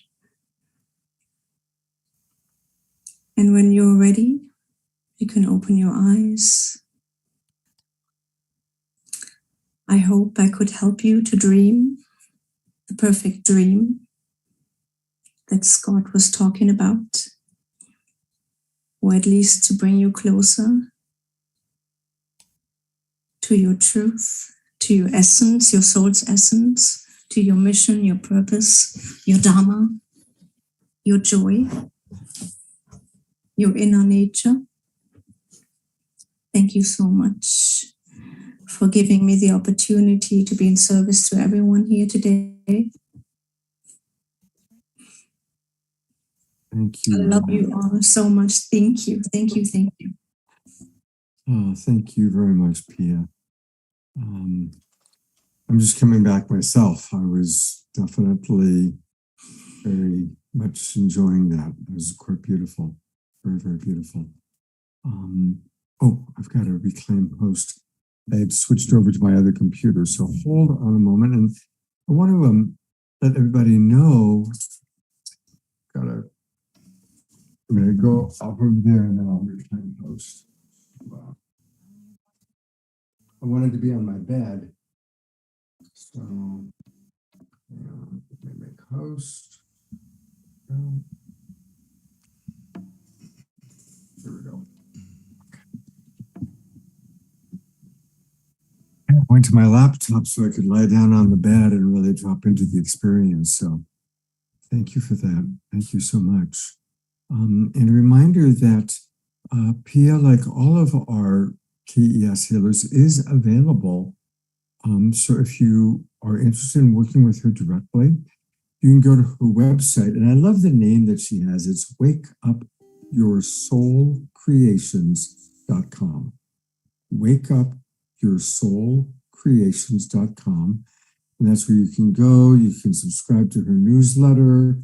You can reach out to her and get a private session from her. And we really do want to encourage people to do that. Is there anything you'd like to share about your work that you do, Pia? Yes, I would love to. Thank you so much. So, as you can see, I'm also an artist, and I would like to introduce multidimensional art, which is, of course, healing more to people and to the audience. As in the text you posted in the comments, it is mentioned that the Christic energy system, which is the basis of everything that I offer, is also in the paintings. So the technology, the intelligence of the Christic energy, and of course, the wisdom of my soul is also, everything is embedded in everything that I do and that I offer. So from one-on-one mentoring to single sessions or group healing sessions, remote healings. And the newest edition that I just started to offer are healing sessions, healing through art, and which is my greatest passion. And my newest passion is to help someone to express themselves or the inner child through painting. Yeah, so this is what I offer, and yes, and look at my paintings. I'm so proud of that. I actually, through the KS, when I started doing the class, the course, this is where gifts started to open up, where I started to have this, this gift to create this. I had no idea that I was able to create something so powerful and beautiful. So, so there are a lot of gifts and talents that are waiting for every one of you. As soon as you start to focus more within, do the inner work to open that all up and become that powerful, beautiful, luminous being that you are and meant to be. So thank you. Thank you so much, Pia. Thank you very, very much. And again, one more time, if you go to her website, Wake Up Your Soul Creations, and then you can choose how to work with her. You can learn more about the Christic Energy System, or even go to take a look at her art. So thank you very much. I think I'm having a healing experience right now. Excuse me. Something sticking in my throat. All right. Thank you, Pia. God bless you. Thank you so very much. And stick around for our very, very final experience, which is music. And I think it just goes so well. The beautiful music we're about to hear from Fanny and Vigari, the Mystiques, after that beautiful healing experience from Pia. I can't think of a better way to conclude our show. One last announcement, just a reminder that we are doing these meditations with members of the Twin Ray community. I'm in the Twin Ray Sanctuary right now. I'm actually living here now in the sanctuary, which is a great blessing. And every night at 6:30, we've got a meditation with a different member of the Twin Ray community. So please do join us. And I'll put the link into the chat box where you can join us. And I'm turning it over to my dear friends, Fanny and Vigari. Thank you, Scott. This tune is called Siren's Dance, and it's basically a series of chants, an invitation to listen to the voices that call you back to your true nature. Siren's Dance.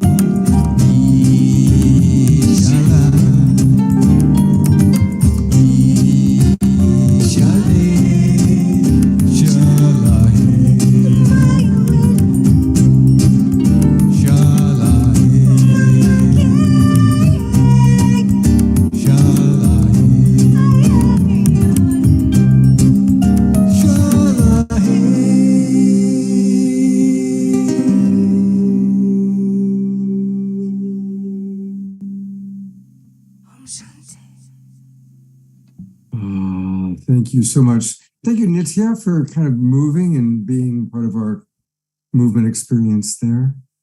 And thank you so much, Fanny and Vigari. I love you so much. You're absolutely just gems. And you're just perfect to have your musical offerings tonight. Thank you so very much.